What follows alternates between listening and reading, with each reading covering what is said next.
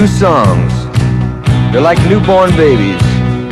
You give birth to them, and pretty soon they're not yours anymore.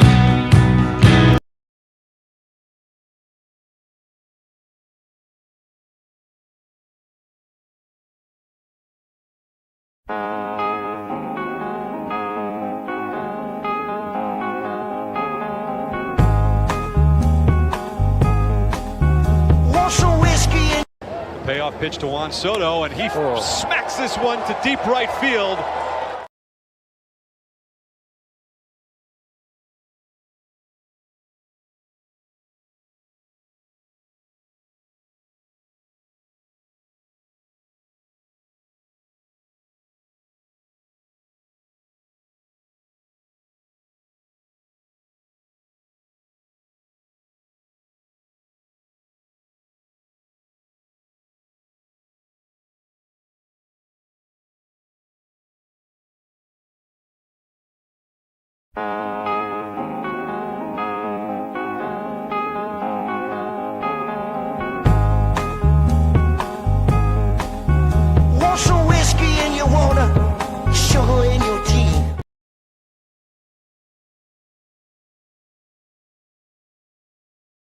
Payoff pitch to Juan Soto, and he smacks this one to deep right field.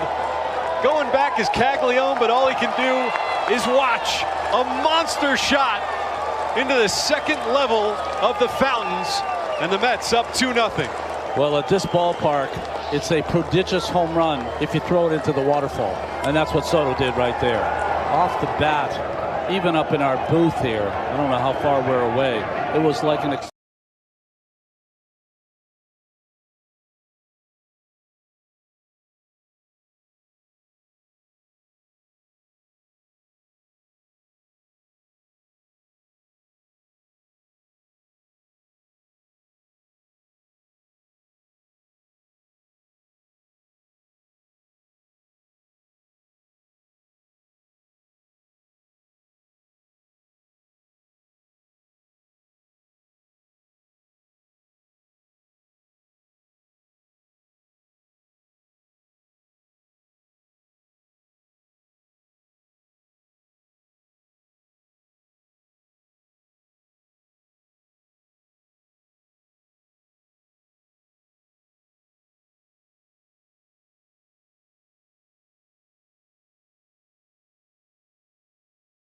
payoff pitch to Juan Soto, and he smacks this one to deep right field.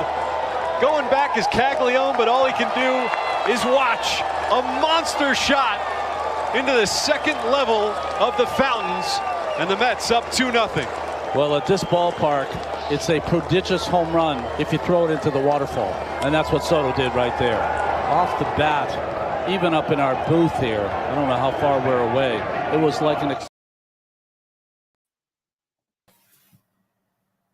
All right, folks, I don't know what the heck's going on with the weather here in Maryland, but try to play, Mama, told me it was coming from the Three Dog Night, but it didn't work.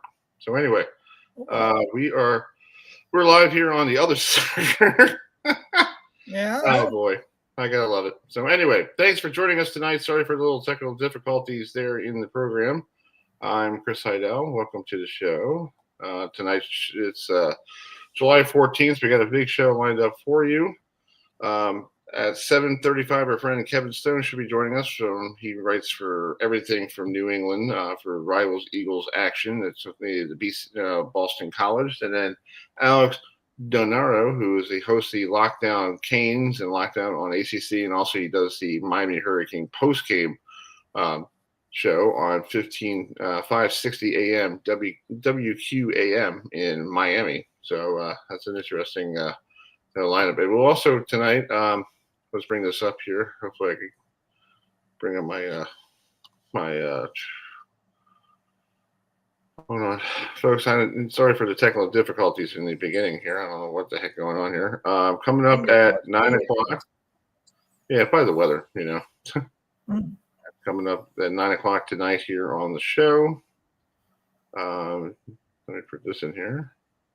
Our former MLB All-Star. You probably saw him pitch for the where is it? Right here. So he was pitching with the Giants in 1993, and he was an All-Star at Camden Yards. And here he is striking out Joe Carter. But he had a rough outing again in the All-Star game. Took the loss because he gave up a couple runs in that inning. So but he is known for winning the PBA 60 Roth championship, named after Mark Roth. Here he is in his Giants uniform. So yeah. So he'll be So he'll be joining us tonight at 9:05. We'll talk to him about his big win at the Roth Championship. Plus, we'll talk about his experience being a MLB All-Star. So that'll be cool as well. So anyway, hopefully we get everything all the bugs out here there, Adam. Yeah. It's called first. It's called Chris. It's called. We need to go.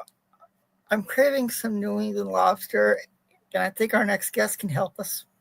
Yes. Or help me. Every year. Yeah, that's right. Sometimes you go up to this time of year up to. Yeah, I do. I do. You know, folks, it's called. Last year, Tommy Castellanos was quarterback for Boston College.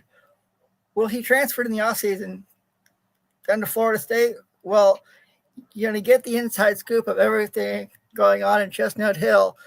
Let's bring in our good friend Kevin Stone, who writes for Eagles Insider. So Kevin, thanks so much for joining us tonight. And just talk about how spring practice has gone for Boston College leading up to their first game in a few weeks' time. Well, thanks for having me, guys. Good to see you again. Yeah.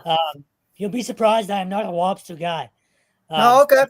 I can't help you there. But spring practice was good. Look, there's, you mentioned Tommy Castellanos no longer there. There's sort of a weight lifted off the program. And there was last year when he was benched and then when he ultimately decided to leave the team. There is going to be a quarterback competition. Grayson James was the guy last year. And in my opinion, he should have been the guy to start the season. Excuse me. But I ultimately think Bill O'Brien didn't get hired until, February. So that staff came in late. And in my opinion, again, I haven't talked to O'Brien about this or anybody on the staff. But if you watch practice last spring, Grayson James was a better quarterback from day one. And I said that, on our website and on my New England Football Journal website. And I think ultimately, because O'Brien and the staff came in so late, excuse me, they did everything they could to make it work with Tommy because, again, he was the guy. He was paid like the guy, that's for sure, with NIL and stuff like that. So they tried to make it work, and he's just not a good thrower of the football, bottom line. You guys know Bill O'Brien wants a quarterback that can get the ball down the field. So, ultimately Grayson he was the better guy, and he's going to get a chance this year. But transfer Dylan Larnigan from Alabama. Within 2 days of spring ball, it was a competition. I mean, he's that good.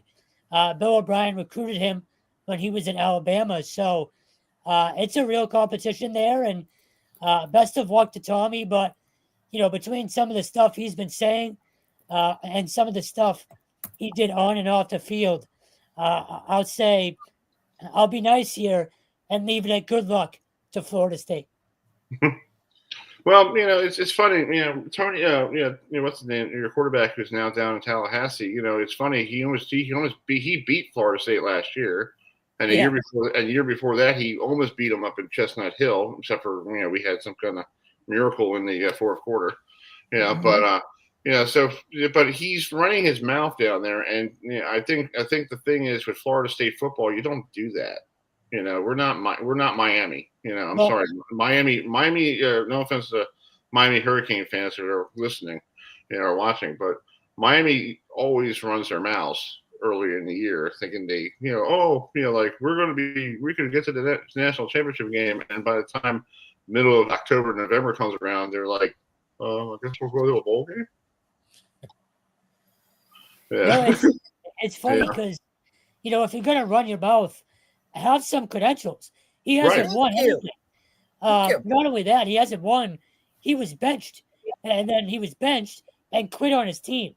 So to run your mouth after all of that, it's mind-boggling to me, especially now playing and presumably starting for a program that was an embarrassment a year ago. So I can't imagine the coaching staff is very happy with him. No, and Mike Norvell does not need any of that right now. He's trying to rebuild a team that was very bad on the field and very embarrassing for Florida State fans, because I know we did our postgame show afterwards, and it was like therapy session, because everybody was like everybody wanted to log in to watch us. Or we had one time, Kevin, we had a guy from Miami trolling me at midnight, going like, "Hey, you guys stink," and I go, "Do you really need to go there right now?" I really don't need that right now. No, we don't. No, and I'm sorry, but Florida State had a chance to beat Miami if they had a quarterback, because they shut down Cam Ward in that game. And my brother Will goes, "No, you didn't." Yeah, we did, until the fourth quarter when he got a cheap touchdown pass. Whatever the heck he was doing. Yeah, but we basically shut him down. And if we had a quarterback who learned how to play football, we probably would have won that game. It's funny. The worst fan base I had to deal with last year, surprisingly, was Missouri. Really? Wow, Kevin. Wow. Yeah, they were ruthless last year. BC should have won that game, but ultimately Tommy Castellanos ended up costing them. So, but no, and in all seriousness, he was a good kid with the media. I just don't think he's not a fit for this offense. And I kind of felt that from day one. But again, the staff just tried to make it work, and it's probably better for both sides that it didn't. Right. Adam, you have a question for Kevin? Yeah, so Kevin, last year obviously was Bill O'Brien's first year up there in Chestnut Hill. So what do you think some goals that he should set for himself going into year 2 as the head coach of Boston College? Well, I think one of them has already been met, and that's recruiting a lot better. Not a lot better, but this was his first class. Like I said, he got hired in February or just about March last year. So they never really hit the ground running recruiting until this offseason. They have a class for 2026 of 26 guys right now. And the majority of them are outside New England. So I think that's big. They're getting kids from Florida, from Georgia, from Oklahoma. That's not really a thing BC has done in the past. So I think that was sort of one of their main goals coming in. And now this year, in terms of on the field, the bar is 8 wins at the very least. This team hasn't won 8 games since 2009, which is wild when you think about how long ago that was. Offensively, they should be a much better team this year, again, because of the quarterback play, but just the staff being more comfortable. I think that really does help. And then, like I said, they've had a full offseason. Guys have had a full offseason with this coaching staff, working out as a team. I think that's huge. And I think people sort of overlook that when a coach takes over a program. So on the field, it should be 8 wins at the bare minimum. Off the field, I think their goals have been set or have been met, I should say, already with the recruiting. This is one of their best recruiting classes in a long time. Yeah. Well, let's look at their schedule. Yes, August 30th, they take on Fordham University. That's out of New York City, around there. Yeah, that's a W. It should be a W. It better be. It should be. Yeah, but they got to go to Michigan State, and that game against Michigan State was pretty tough last year. There was actually a little clip of that. See, that's from the game last year. I was going to say, this was the red bandana game. Tommy actually was hurt at the end of this game. And Grayson James sort of made his first appearance against Western Kentucky the week before. But this is when it all sort of started, between Grayson James and Tommy was after this game. And then you got to go to Stanford, on the 13th of September. And that's a long distance trip for anybody on the West Coast going, and Florida State has to do that in October. And then September 27th, California has to do the return trip over to the East Coast. And lot of the West Coast teams have a hard time getting themselves acclimated to, the East Coast, so it might be a big win for Boston College, because you're going to get a team that's going to be limping in because they don't know what time zone they're going to be in. Well, yeah, and that's a day game too. That's huge. Yeah. And they do get lucky going out to Stanford. That's a 10 o'clock game, East Coast time. So it's a night game out there. They don't necessarily have to deal with that early kickoff. So they do get lucky in that sense early on. Yeah. I know it's not easy, East Coast going to West Coast and vice versa. I mean, you mentioned the game versus Stanford kicks off at 10 o'clock. I know that I'll find a way to watch that game, even though I live in North Carolina. It's ACC, and I want to see how Boston College does on the farm against Stanford.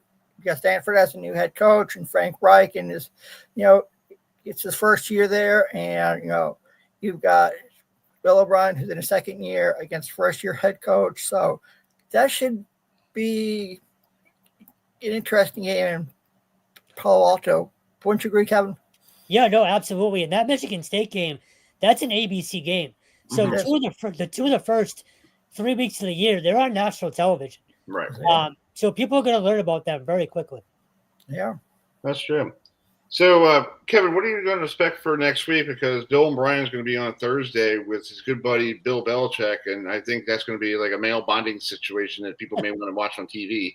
It might be on the ACC network, but I think it's funny, those two in the same room, the same hotel and they have mutual respect for each other because of their days in New England. So I guess it'll be funny to see how many New England media people are going to show up there and try to just talk to Bill and Bill and Bill, pretty much Bill and Bill. So he's going to get lucky. The Patriots start next week. So the New England media is going to be down. Everybody's going to be down at Foxborough. Now, look, some of the TV stations, around here might send some people. But football-wise, he's not going to get any of that old Patriots media or anything like that. Then BC media, there's like 4 of us, if we're being honest. So there won't be any – I highly doubt there'll be any local representation down there. But, excuse me, I'm curious to see what that is like. They're both friends. I mean, there's not going to be any news or, any bad will, ill will or anything like that. But the representatives for BC, Logan Taylor, offensive lineman, Bam Crouch, linebacker, Lewis Bond, their best receiver, and KP Price, safety. It's interesting. The last 2 years, the guys they've sent down there, Tommy was there last year. We all know how that played out. Oh, yeah. 2 years ago, Emmett Moorhead was sent down there as their QB1. He played 1 series, and then Tommy took over. So I wrote about this last week.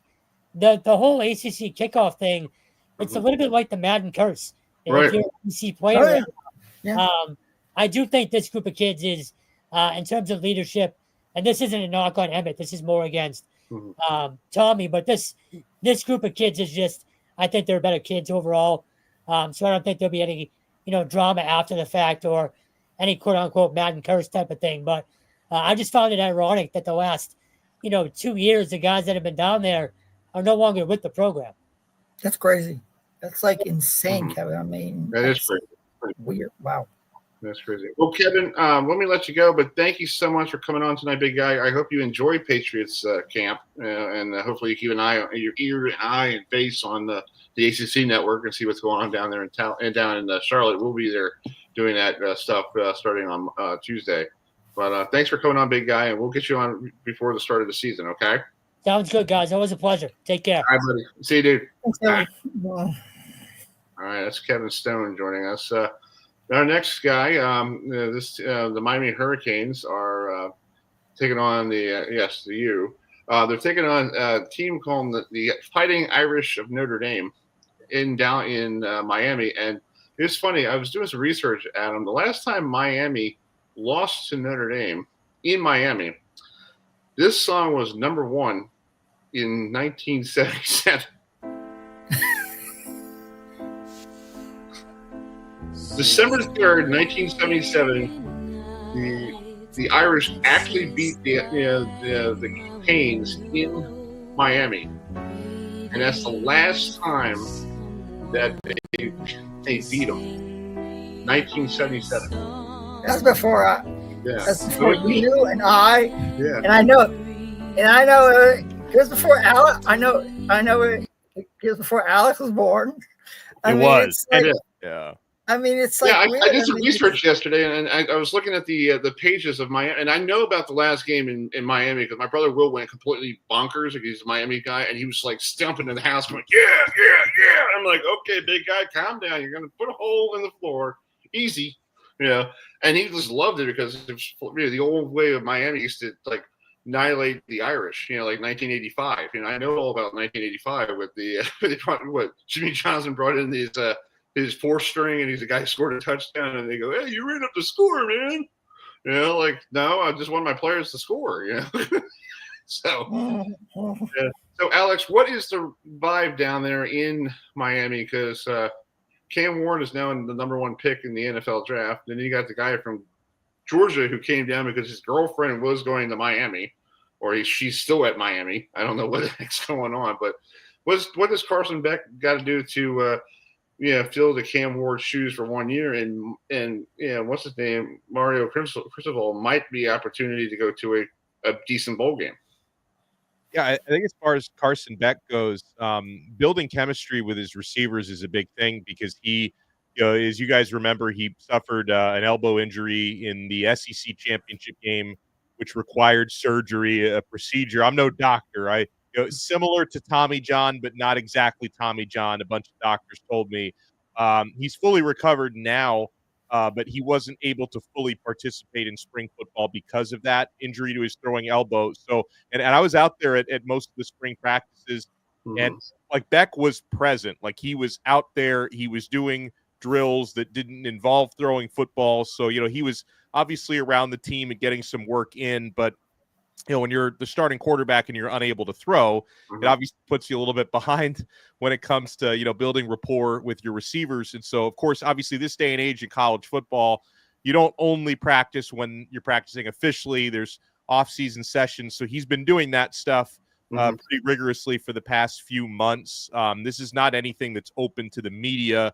So I'm not going to tell you I've watched these practice sessions, but from the feedback that I get from people who are involved in it and hear stuff about it, apparently he's doing fine, and they don't have any physical concerns coming off of the elbow injury. So it looks like health-wise there's not any concern with Beck. I know that his new offensive coordinator at Miami, Shannon Dawson, seems legitimately kind of impressed by his football IQ, that they had some good productive film sessions, and you can kind of tell how experienced Carson is. Of course, having 27 starts at Georgia under his belt, that this is not an uber talented young player. This is someone who's around the block and played in some big games. And then obviously for the overall expectation and the vibes on Miami heading into this season, obviously Beck is a part of it, and his success is going to dictate how far Miami can go. But I think the big positives outside of the quarterback would have to be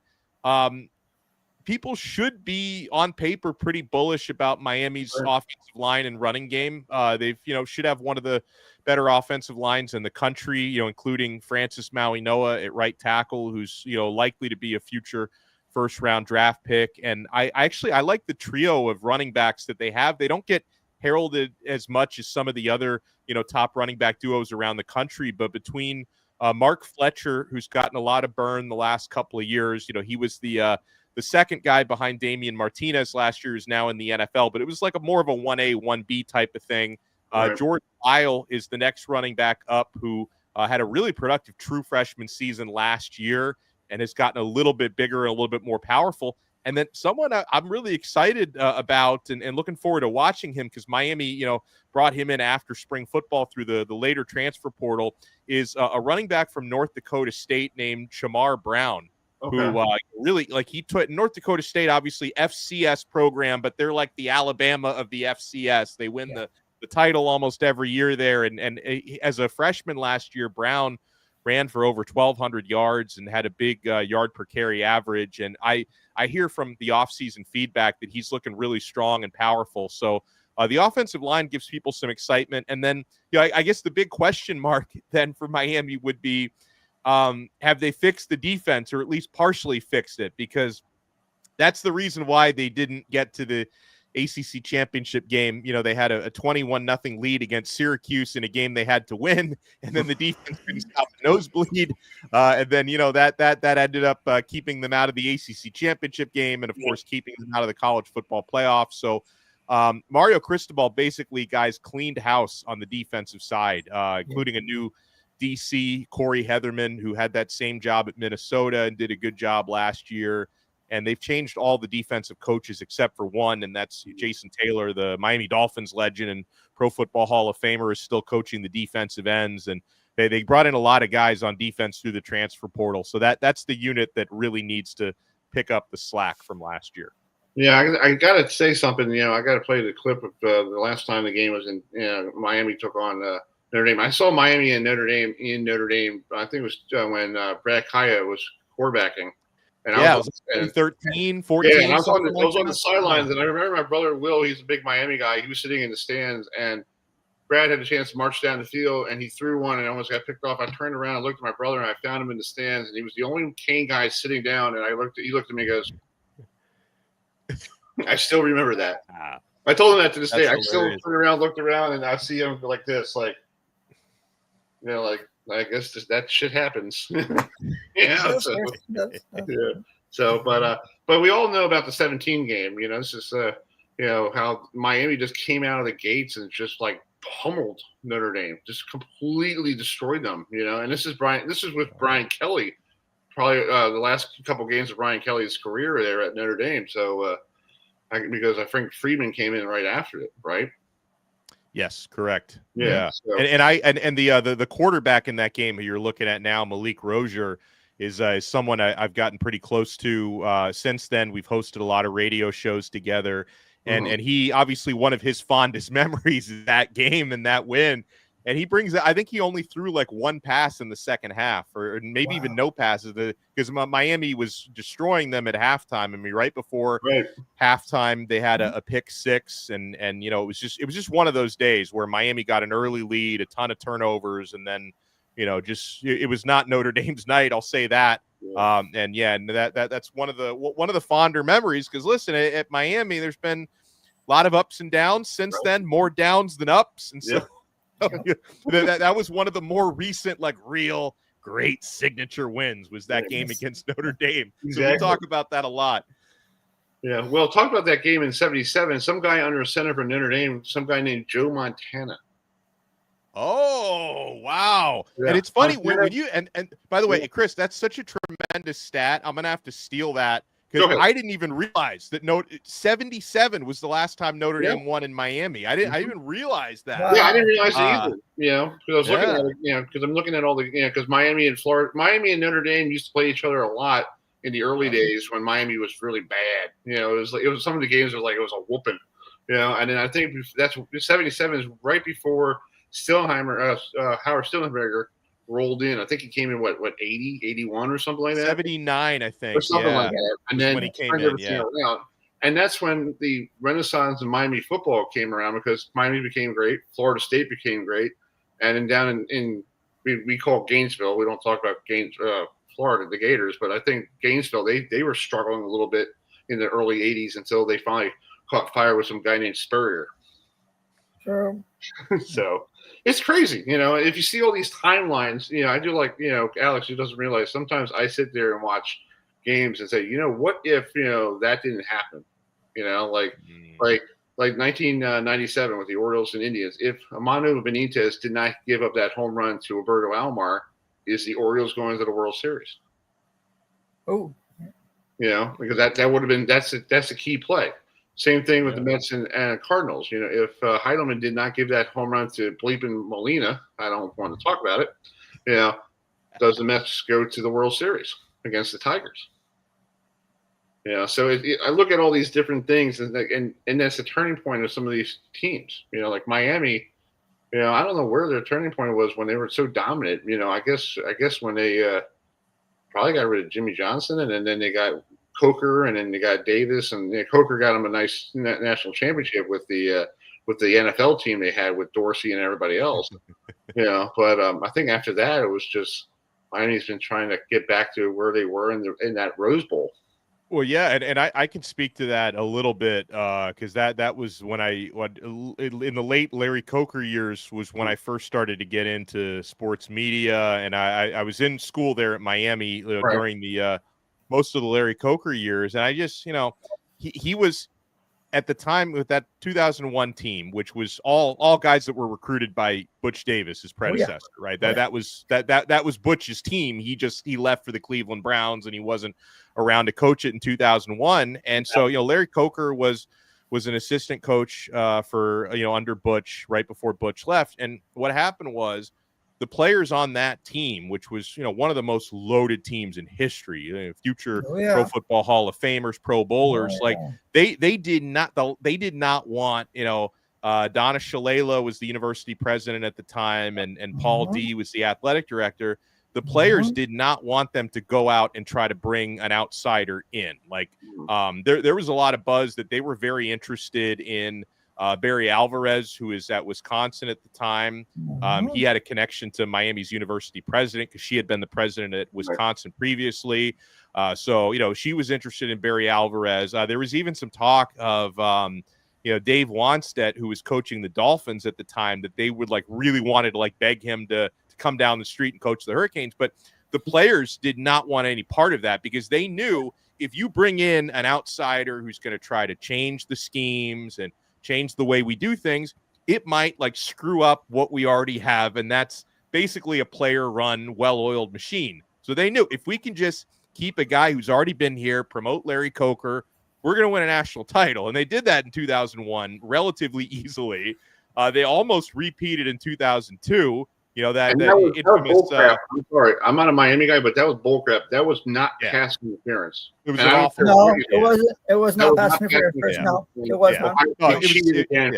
Another time he cheated. So there were one bad because that literally changed the game. It was in overtime. They were one bad call away from repeating as national champions. But then the problem after that was you had a head coach who probably really shouldn't have been a long-term head coach, but the players wanted to keep Larry Coker there because we know we just want a guy who's not going to change too much, right? True. But then Larry Coker gets to the third year, the fourth year, the fifth year. The talent that Butch Davis had recruited started. They all were out of the program, and just Coker just wasn't. He was a decent football coach, but when it comes to all the other stuff that came into it, the recruiting and managing a whole program, I just thought he was in over his head. And so, that's when the decline started was 05, 06. Right. And then it just got to a point where it's taken this long to even still this point, almost 20 years later, you're still trying to repair it and bring it back. I don't want to mess up your conversation there, but Al Golden does not want to talk about it. Did you know that? I talked to him back in the Super Bowl. Really? On Zoom. And I asked him, and he knew me because I used to talk to him a lot on the ACC teleconference calls with what Mike Flynn used to do. And I talked to him and he knew my voice and he said, "Hey Chris, how's everything?" And I get on there and I said, "Hey Chris Golden." He's like, "Hey man, we made it to the Super Bowl." I'm like, "Yes, you did. Yeah, I'm glad." And then I asked him, I said, can I ask you a question that's dying to know? What happened in Miami that day? And he goes, I wonder. You know what he said to me? He didn't want to talk about it. He did a Texas two-step around it. Wow. Well, I believe it, Chris. Yeah, because he didn't want to say he didn't want to talk about it. Yeah, I mean, it doesn't surprise me because I don't know if there's ever been a head coach in Miami Hurricanes history that was as disliked by the fan base as Al Golden. Miami fans gave him such a hard time. And I'm not saying they didn't have a right to be upset about what was happening with the program, but Miami fans used to do this thing, guys. And you're at a football game and you see those airplanes that fly over that have those the messages. Yeah. So Miami fans used to pay airplanes to fly over that said "Fire Al Golden" during Miami games. I remember that, Alex. Yeah. And it was something. So like, this dude was like relentlessly basically heckled and degraded by the fan base of the team he coached for like 2 years before he was ultimately let go. And the thing is, like, thing about Al was, again, like, obviously he didn't do the job at Miami, but there were, not to make excuses for the guy, but, Miami was under probation for a large amount of the time that he coached at the U. right. So, the situation for him was not really great for a lot of different reasons. And super nice guy. And obviously he's had so much success since Miami. I mean, he's been a part of staffs that have gone to Super Bowls, like you mentioned, was Notre Dame's defensive coordinator last year, and they got to the national championship game. So he's had a lot of success, but certainly not in South Florida. Exactly. Hey, Alex. Well, Alex, I have a question to ask go ahead, Adam, real quick, wrap it up. First of all, thanks for the follow on Twitter. And do you think this year is ACC championship or bust for head coach Mark Cristobal after what happened last year, and also against Iowa State in the Pop-Tarts Bowl? I would say it's pretty darn close to that, Adam. I think that it's, and this, I'm saying this admitting Clemson are rightfully the favorites to win the conference. So like Miami would have to, like, I guess, overachieve to unseat Clemson. But at the same time, I think Miami's either got to get that ACC championship, or let's say you lose a close ACC championship game, if you can still get into the college football playoff, which can happen because to the two ACC finalists both got in last year. So if Miami can pull that off, I think it's college football playoff appearance or bust, and an ACC championship would be a nice bonus. I was thinking that as well. I mean, it was like after what happened, Miami was so close, and yet they let Syracuse come back and beat them in the Carrier Dome. And it's like all the Canes fans, it's like it took the air out of them, as well as losing to Iowa State of all teams in the Pop-Tarts Bowl.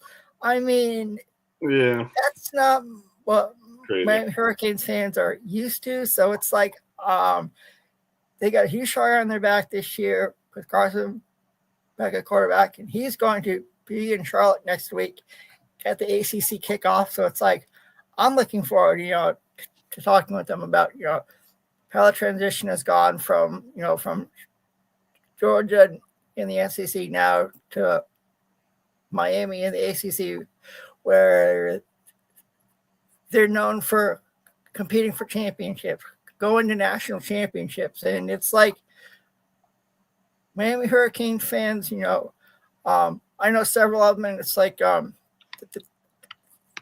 they want to get back to the promised land. And, this year, Carson, it's, to me, like I said, Alex, it's college football playoff or bust, because I think it's going to be Clemson in Miami and Charlotte. Will it happen in real life? Well, that's why we play the game. Yeah, that's true. 100%. That's true.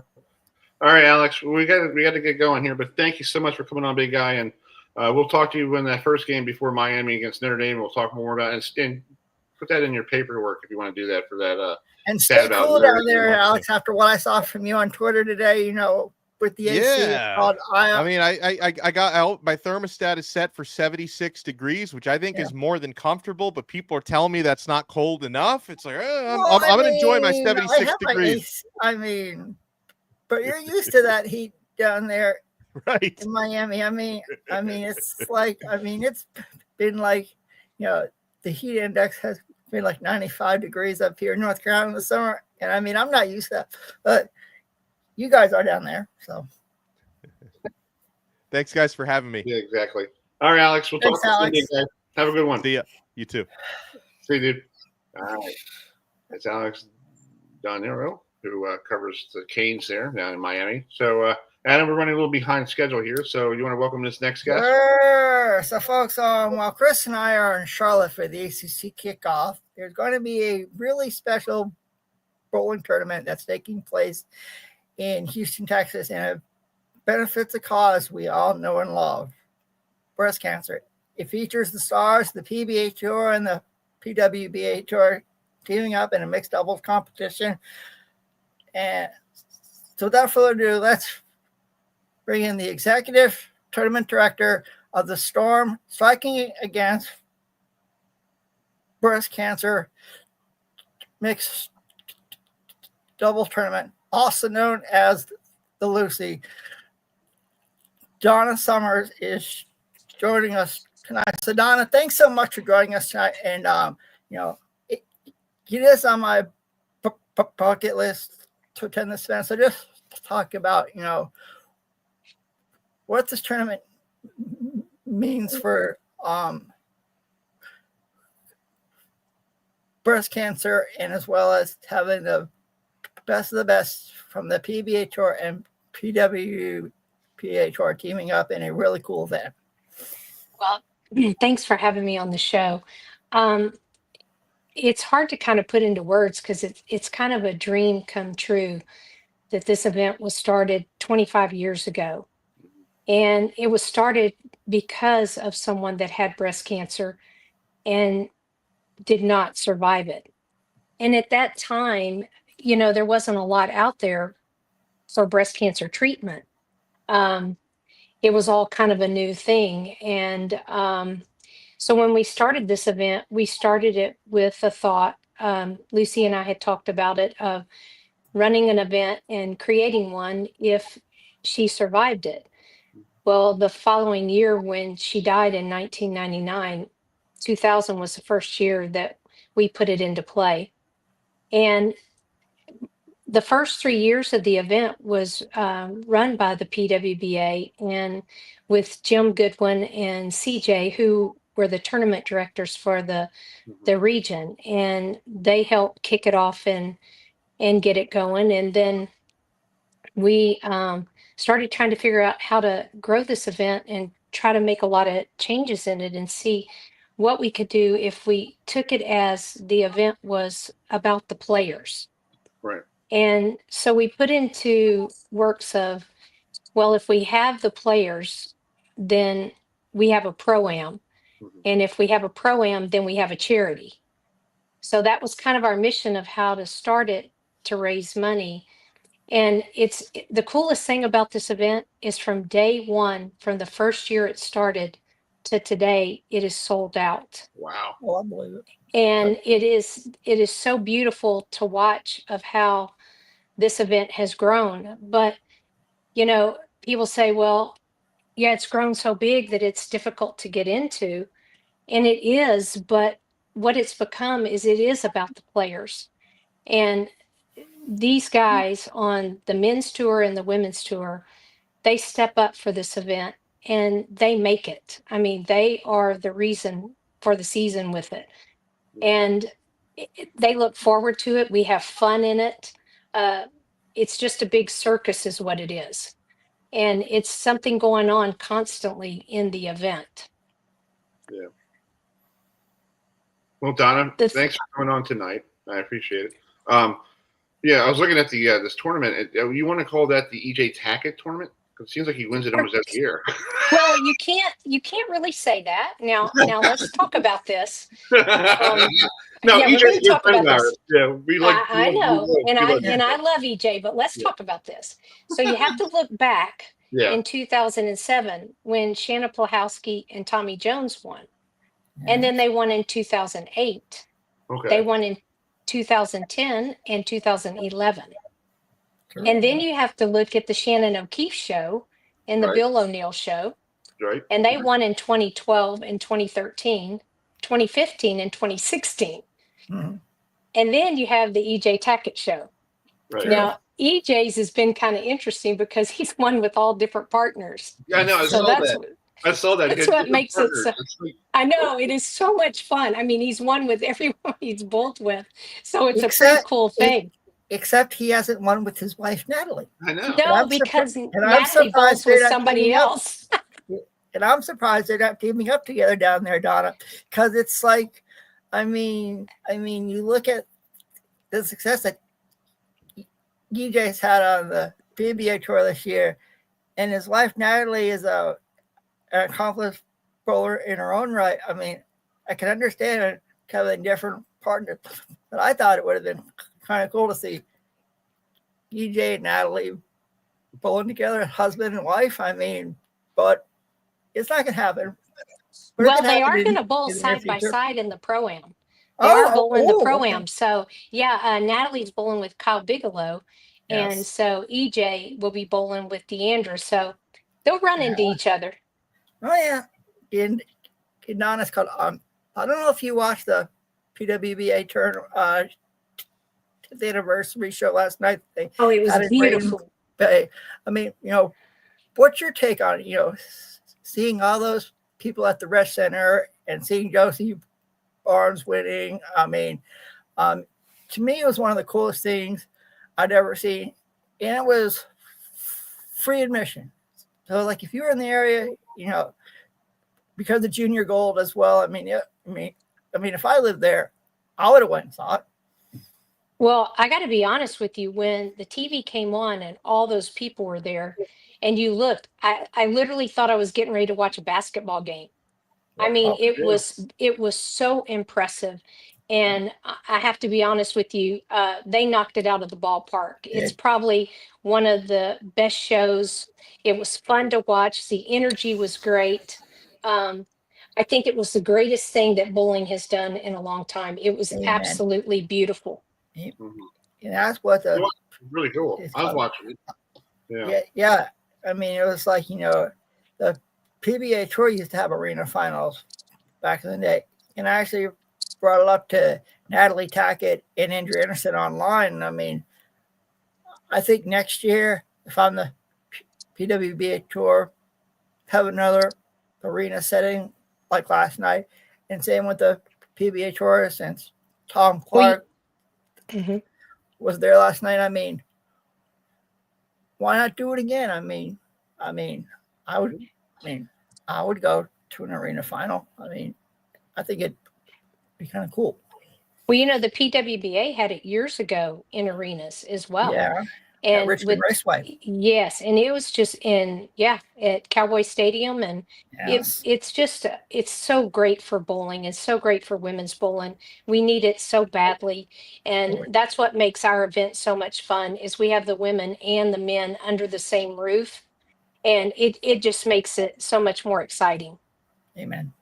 Yeah, I agree. And I have some family members I think I have a family member who had breast cancer. I think it's on my mom's side of the family or something. So I totally understand how this disease, truly ruin families. Because all of a sudden my aunt had breast cancer, and during Christmas she had a different hairstyle. I'm like, why is Aunt having a different hairstyle? Yeah, it was, and I didn't put two and two together. And I was like 15 or 17 at the time. I'm like, wow, and what's the name is having a different hair day today, And I'm thinking, but these things are, it does change families, because we didn't know about it, because she kept it secretly from my mother, and my mother was really upset about it. She's like, why didn't you tell us? And she goes, well, she was afraid of the backlash. No, we're all here to help people. Come on now. Well, I think it affects a lot of people's lives. I mean, we even had our camp with our people that run our event and help us. He got hit pretty hard in the month of November and December this past year. Lisa Lee, who runs the event with me, and it's kind of like my right arm, and I depend on her for so many things. She was diagnosed with lung cancer. Oh, wow. And she had, in the middle of the event, like us trying to put everything together, she had half of her lung removed in the middle of that. And it's not funny, but she said, we got to kind of work around this to when we put the entries out, because I have to work it between doctor's appointments and surgeries. And nobody really knew that was taking place. And literally, that's what we did. And then 1 week later, or a month later, right before she was diagnosed, Kathy Nelson, who's a big part of our event, was diagnosed with breast cancer. So we have it all around us. Every family has it. My sister-in-law is going through that right now, and everything. There's not anybody that that doesn't have it or have been exposed to it, or someone in the family they know or friend has it. And this is what we're trying to get the message out to people. And with our athletes that participate so much in this, and they help so much with this cause. I mean, it's amazing if you're in the building or you're anywhere near it, just to get to witness how these players come together. And there might be players that don't like each other, or they may have differences in that building, but that weekend it just doesn't happen. Right. Everybody comes together for the cause, and we're all working for one thing, for our passion for bowling and to raise money for breast cancer and to try to help people. And Well, these players know how to do it. Well, I know, Donna, we all know Mary Von Kruger from the PBA tour. She had breast cancer. Yes. And she survived it. She yes. sure did. She's a good friend. You know, I've known her for a long time, and every time when I went and saw her on the PBA tour, she always gave me a hug. She always, she was always she always looked forward to seeing me. And people can beat breast cancer, and Mary Von Kruger is one example.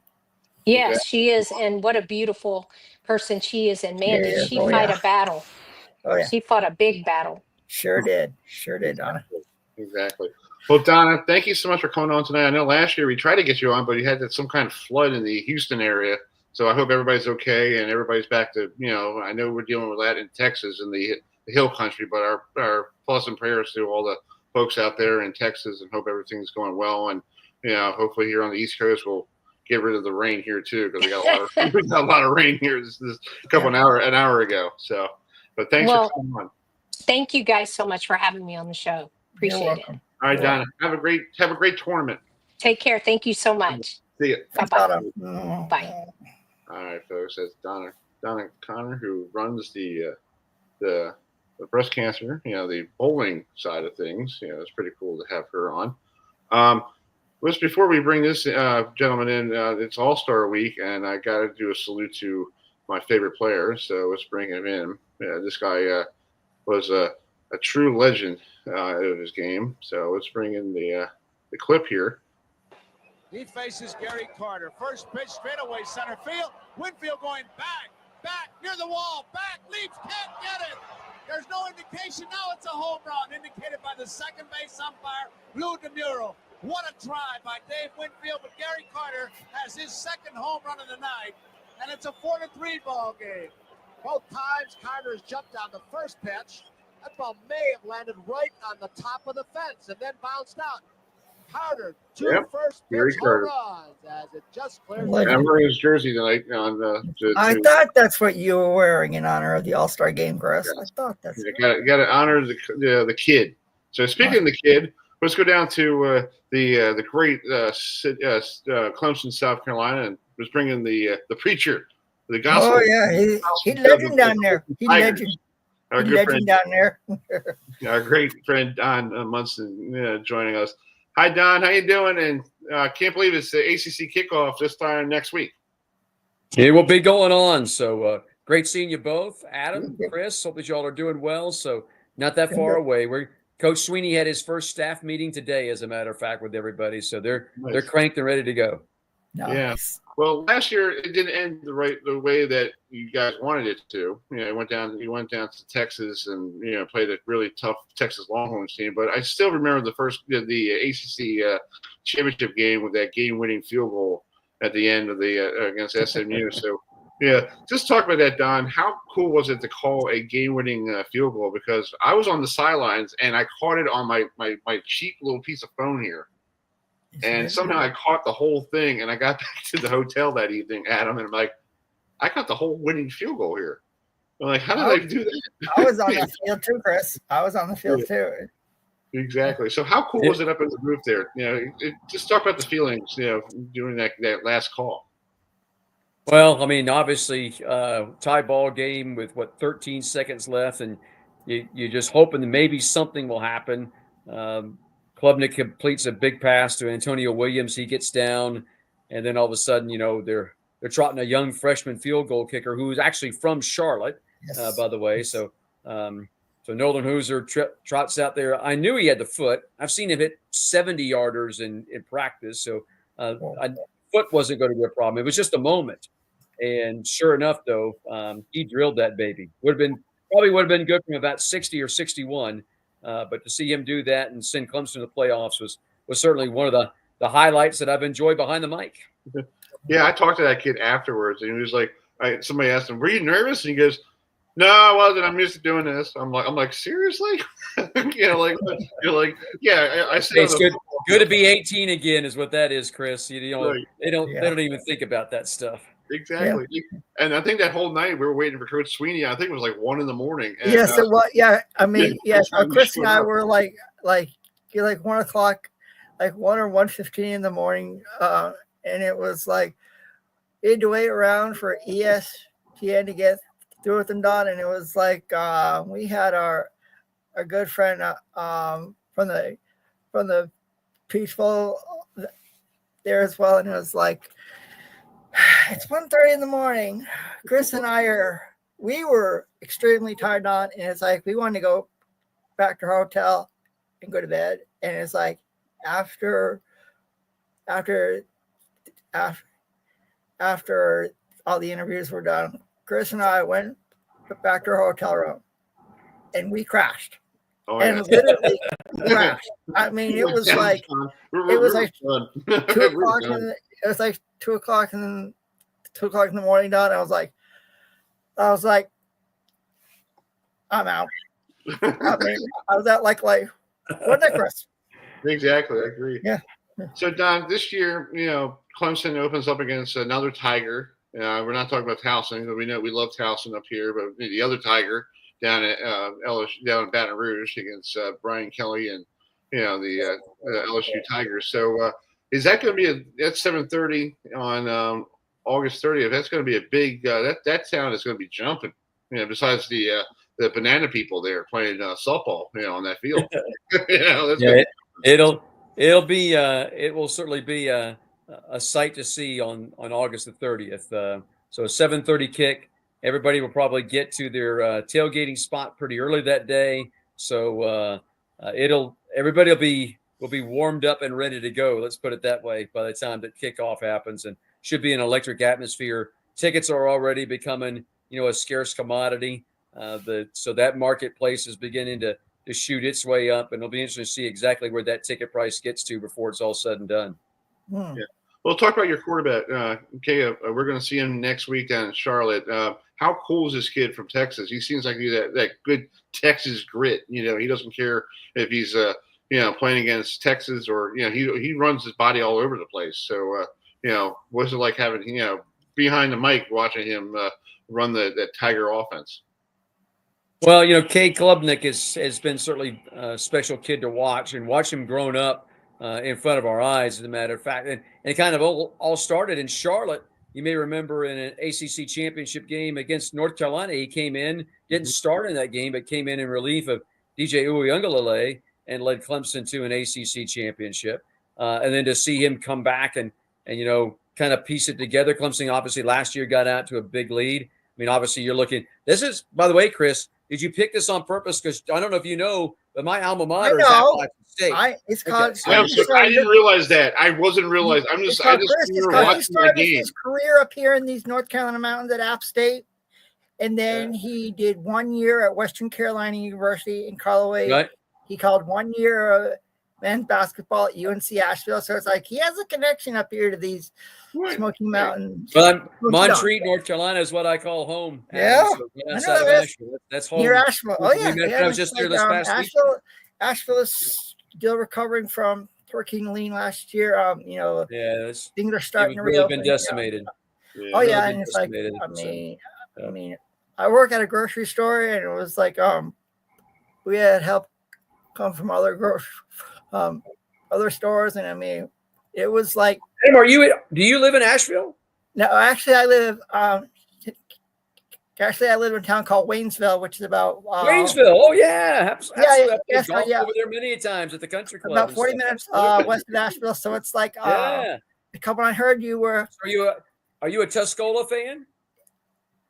I grad class of 2000. I am a Tuscola Mountaineer, Don.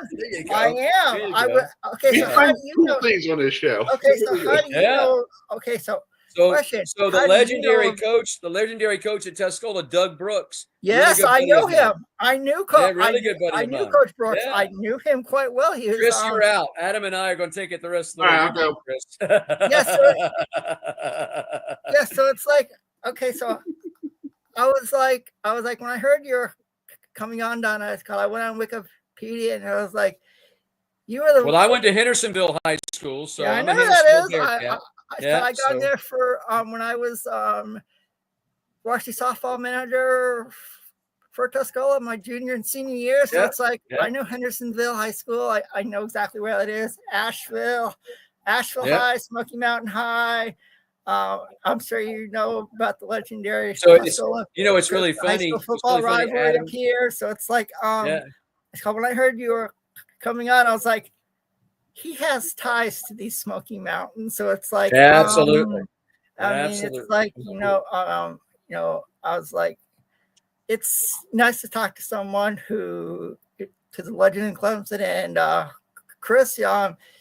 He also does men's college basketball, and he also does college baseball for Clemson. And I mean, you saw a legendary player in Cam Canarello, with the Tigers this spring, and I still can't believe Clemson lost in their home regional after getting a national seed, and they lost pitching. They just didn't have enough pitching. That's what I know. I mean, it's like you guys are always contenders, and in the ACC when it comes to college baseball, and I'm looking forward, to seeing if Clemson can knock off LSU and give Brian Kelly another loss, to start the year, since he hasn't had success in those.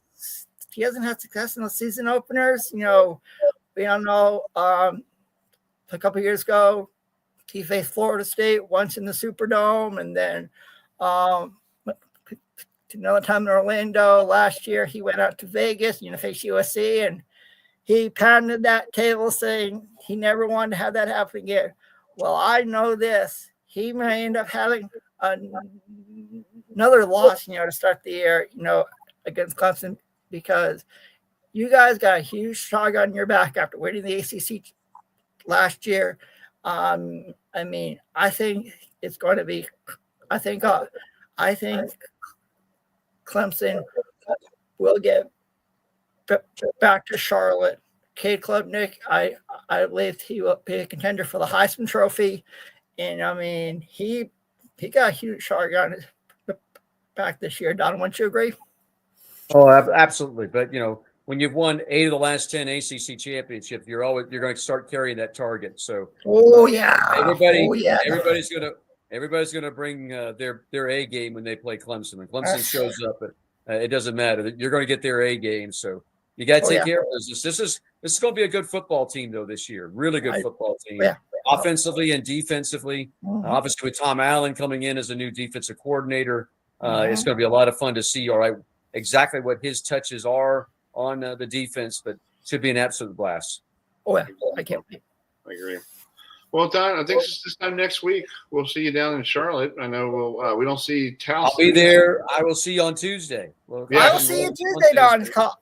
We won't see down until Thursday when Bill Belichick and everybody else will roll in. So that's going to be a nightmare. So we're ready to go. Yeah, so I want this Clemson. It's not Chris, it's not a nightmare. That's the fun part of this job. I know, but I think it's great. But we're going to get there early. We're going to get there early. It's called. I want to picture with you next Tuesday, Don. Since you are, we can do that. We'll absolutely do that. Ties to these Smoky Mountains. I want to picture with someone who knows about my high schools. I had no idea you knew about. I may have to wear my Hendersonville red tie for you, Adam.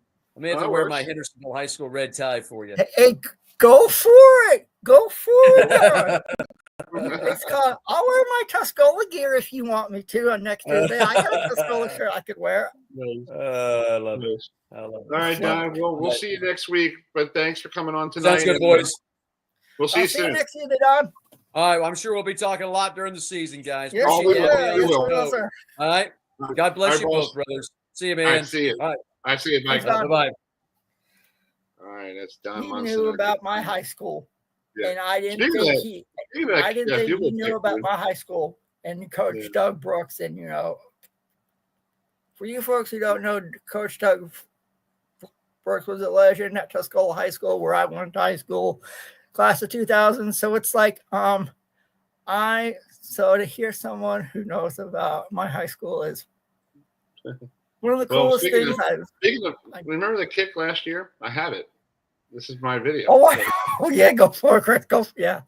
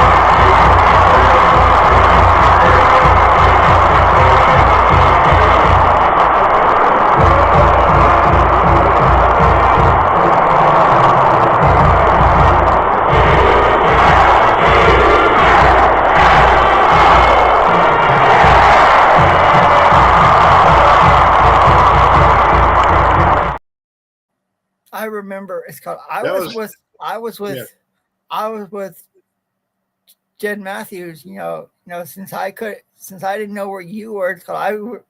I stood with her, to watch this. So Yeah. when I saw it, I was like, dang. Yeah. Speaking of, that was the loudest I ever heard on the field as a reporter. That thing was loud. Yeah. I think my ears are still ringing from that. Yeah, I know. Yeah. Speaking of next week, we'll be in Charlotte next week.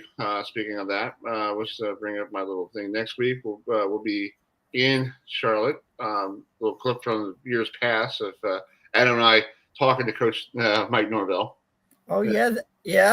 Was that last? I think it was like 2024 or 2023. I think 2024 was a bad year for him. Yes, it was 2020. That was in 2023. I remember. Yes, exactly. We're going to try to broadcast next Wednesday night at 5:00 from the hotel down there. We'll do a quick hour recap of what's going on day 2 there. Florida State's going to be there on Wednesday, so we'll see if Mike wearing the same. He might be wearing the same, suit and tie there. Yeah. And then Thursday night we'll split our time between the ACC and the AAC because they're both in the same area. There we are. So we can see our good friend Coach Casey Keeler from Temple. Yes, I talked to Richard Bird today, and he said as soon as they get the itinerary, he'll make it work. So nice. We'll talk to Coach Casey Keeler, who is a good friend of mine of the show here since. Delaware. Yeah. Speaking of the days of Delaware, let's bring in. I think we got Jenn on audio here because Jenn is on her phone. So let me see if she can hear us. Jenn, can you hear us? I can. I'm trying to get my my video to record. Fine. I don't know why it's not. Do you want me to put a picture of you like ESPN back in the old days, like the photograph? I don't know what's going on. What in the I Hades? don't know, Jen. So I actually put on lipstick too. Yeah, I know, and it's like so. So what's your take on how do you think ACC kickoff is going to go next week, especially having you got Bill Belichick, new head coach of North Carolina, Frank Reich is the new head coach of Stanford, Bill O'Brien is in his second year at Boston College, Mike Norvell, Dabo Sweeney. I think it's going to be quite interesting. Wouldn't you agree, Jen? I do think it'll be very interesting. I'm not going to lie. My favorite guy from Boston College to interview got drafted this year, so he's not going to be there. Oh. And I'm also a little confused why we don't have. Wasn't the kicker from Clemson Jordan Love? No, not Jordan Love. because it's new. He's new this year, but why isn't he back? Because he was like a freshman. Did he get in the transfer portal? The one who had the game-winning kickoff or field goal? The guy from Clemson? I don't know. I don't know if he's brought in. Let me bring up my email here so I have it on the email. Yeah, because I have it open and I'm looking and I just see Cade Klubnik, TJ Parker, defensive end, Antonio Williams, wide receiver, Peter Woods, defensive lineman. Yeah. No, he's not going to be there. And I'm surprised since he is from Charlotte. I mean, I thought he would be there, but well, I think what is the coolest thing you guys are going to look forward to? I think I'm going to look forward to this gentleman coming on. This guy, we have a little clip here. Yeah, here's something real quick. All right, here we go. First down. Hold on. Freddie, 4 seconds. 4 seconds. Hey, one play. We'll put it on the 9.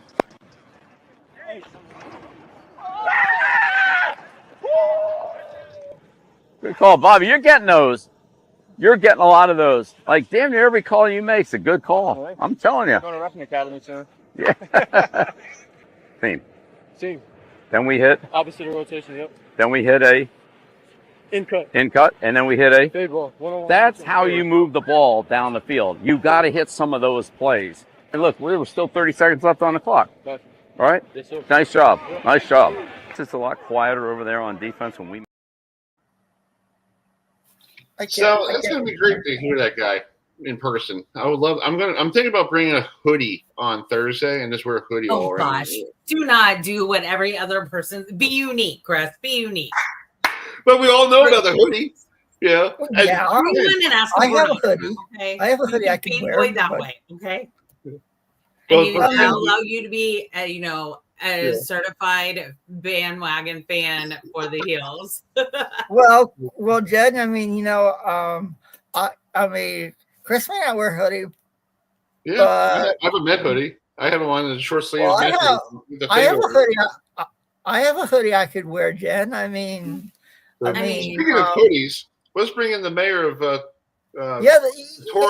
Italy. I think he's the mayor. Why is my camera not set up? I don't know, but it's like this guy makes me want Italian food after he went to Italy. I know. Let's bring him in.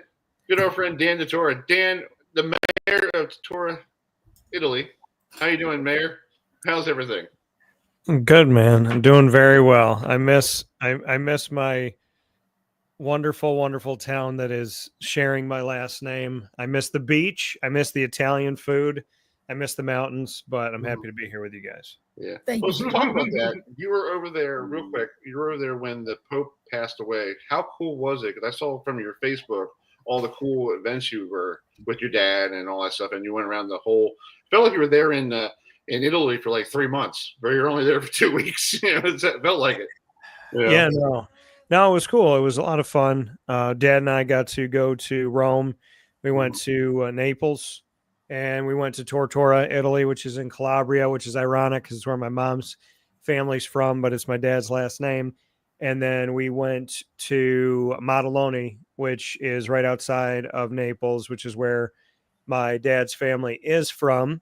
Okay. And it was cool. Got to speak 4 different languages that day. I spoke English, Spanish, Italian, and Portuguese. Nice. And then got to climb a mountain. And that was probably one of the greatest moments of my life, to be honest. That's cool. That's cool.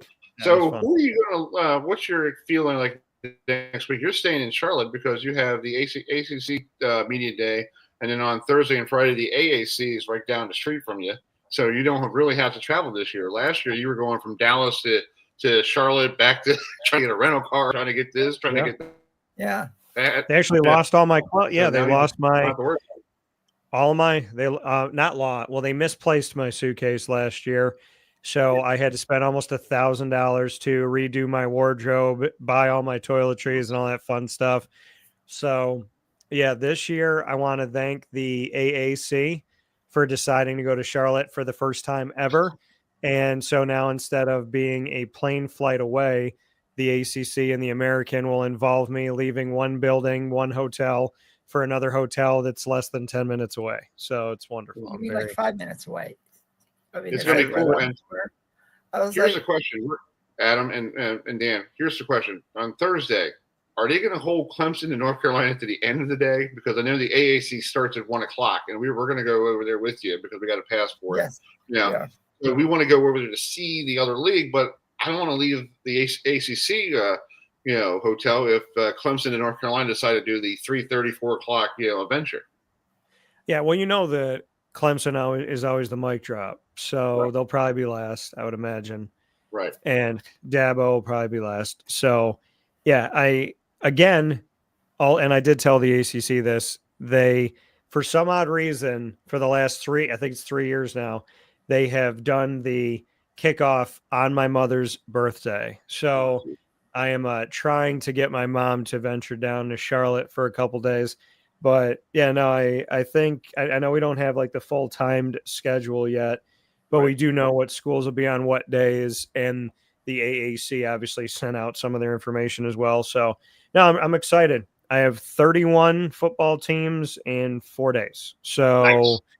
Game on. And I'll be down in Charlotte a week from today and getting set for all that is to come. But I'm very, very excited. I mean, the ACC kickoff was 2 days. Yes, last year it was 4. This year it is 3. And then the American is 2. But the American's typically a Monday, Tuesday. This year it's a Thursday, Friday. So they've kind of toyed with all different parts of the week, but Thursday, Friday this year. And I'm happy with what Tim Pernetti's got cooking. So I'm hopeful for that. And I know that Jim Phillips won't be asked about NIL or realignment or the transfer portal or any of that stuff. I'm not going to. I mean, if someone else wants to, no, they'll definitely talk to him about the house settlement and all that other stuff. Yeah. It's like, and we have Jenn Lewis, the voice of Jenn Lewis floating around here. Swirling around somewhere around, in this universe. Jenn, are you there? I'm here. Hi. I'll say hi to Dan. I did. I wasn't sure if I was still on because I didn't see anything anymore. And I'm like, weird. Sorry. No, I was just going to ask that, Jenn, because I saw you in the corner here. I'm like, let's make sure that we get Jenn involved. So good to talk with you, Jenn. I hope you're doing well. I am. How are you, Dan? I'm doing well. I'm doing very well. I miss Italy, but I am happy for Charlotte coming up. So I can't wait till next Tuesday when we're all together having breakfast at the Hilton Charlotte Uptown in Charlotte. It'll be like a family reunion. You know what I mean? And Dan, I don't know how you feel about pizza, but my husband and I were reintroduced to another pizza spot that is epically good. Like, my husband hasn't liked pizza in forever. Okay. So it's like right down the street, walkable. Okay. What is it? It's called Gino D's. Gino D's. Well, if it starts with Gino, then it's probably one of my card-carrying Italian brethren. Yeah. His daughter Gina is who I met, and you can tell she's Italian. So yeah. Nice. That's awesome. That's cool. All right. Yes, I'm very excited about next week, and honestly, I think I'll have more fun watching everybody climb all over themselves to get to Bill Belichick. You mean like I will? Wait a second. Are they going to climb all over themselves to get to Bill or to get to his girlfriend or his fiance? I don't know. That's a good question. If you're an actual sports fan, then you're going to be talking to Bill. That's a good one. I will. Yeah, I'm excited. This is very unique because I've had a lot of thoughts over the years on Bill Belichick, what he's done. Obviously, he's been an incredible coach. And the fact that, our paths are now crossing after I was there in 2018 when his Patriots beat my Jaguars with just a few minutes left to go to the Super Bowl back then. So this will be unique. It's going to be interesting. I never thought I'd see Bill in college, but I am excited for it very much. So is it inappropriate if I ask him how he felt when Steve Smith outed him during the 2004 Super Bowl about cheating? I mean, I'm just wondering, as a Panthers fan, I'm just wondering. Well, I mean, they could say to him, now that you've been here, do you feel like this is a little deflating? Dan, I know I missed you for some reason. I'm gonna want to say things, but I'm right in the front row, and he's gonna look at me eye to eye, and I'm gonna be.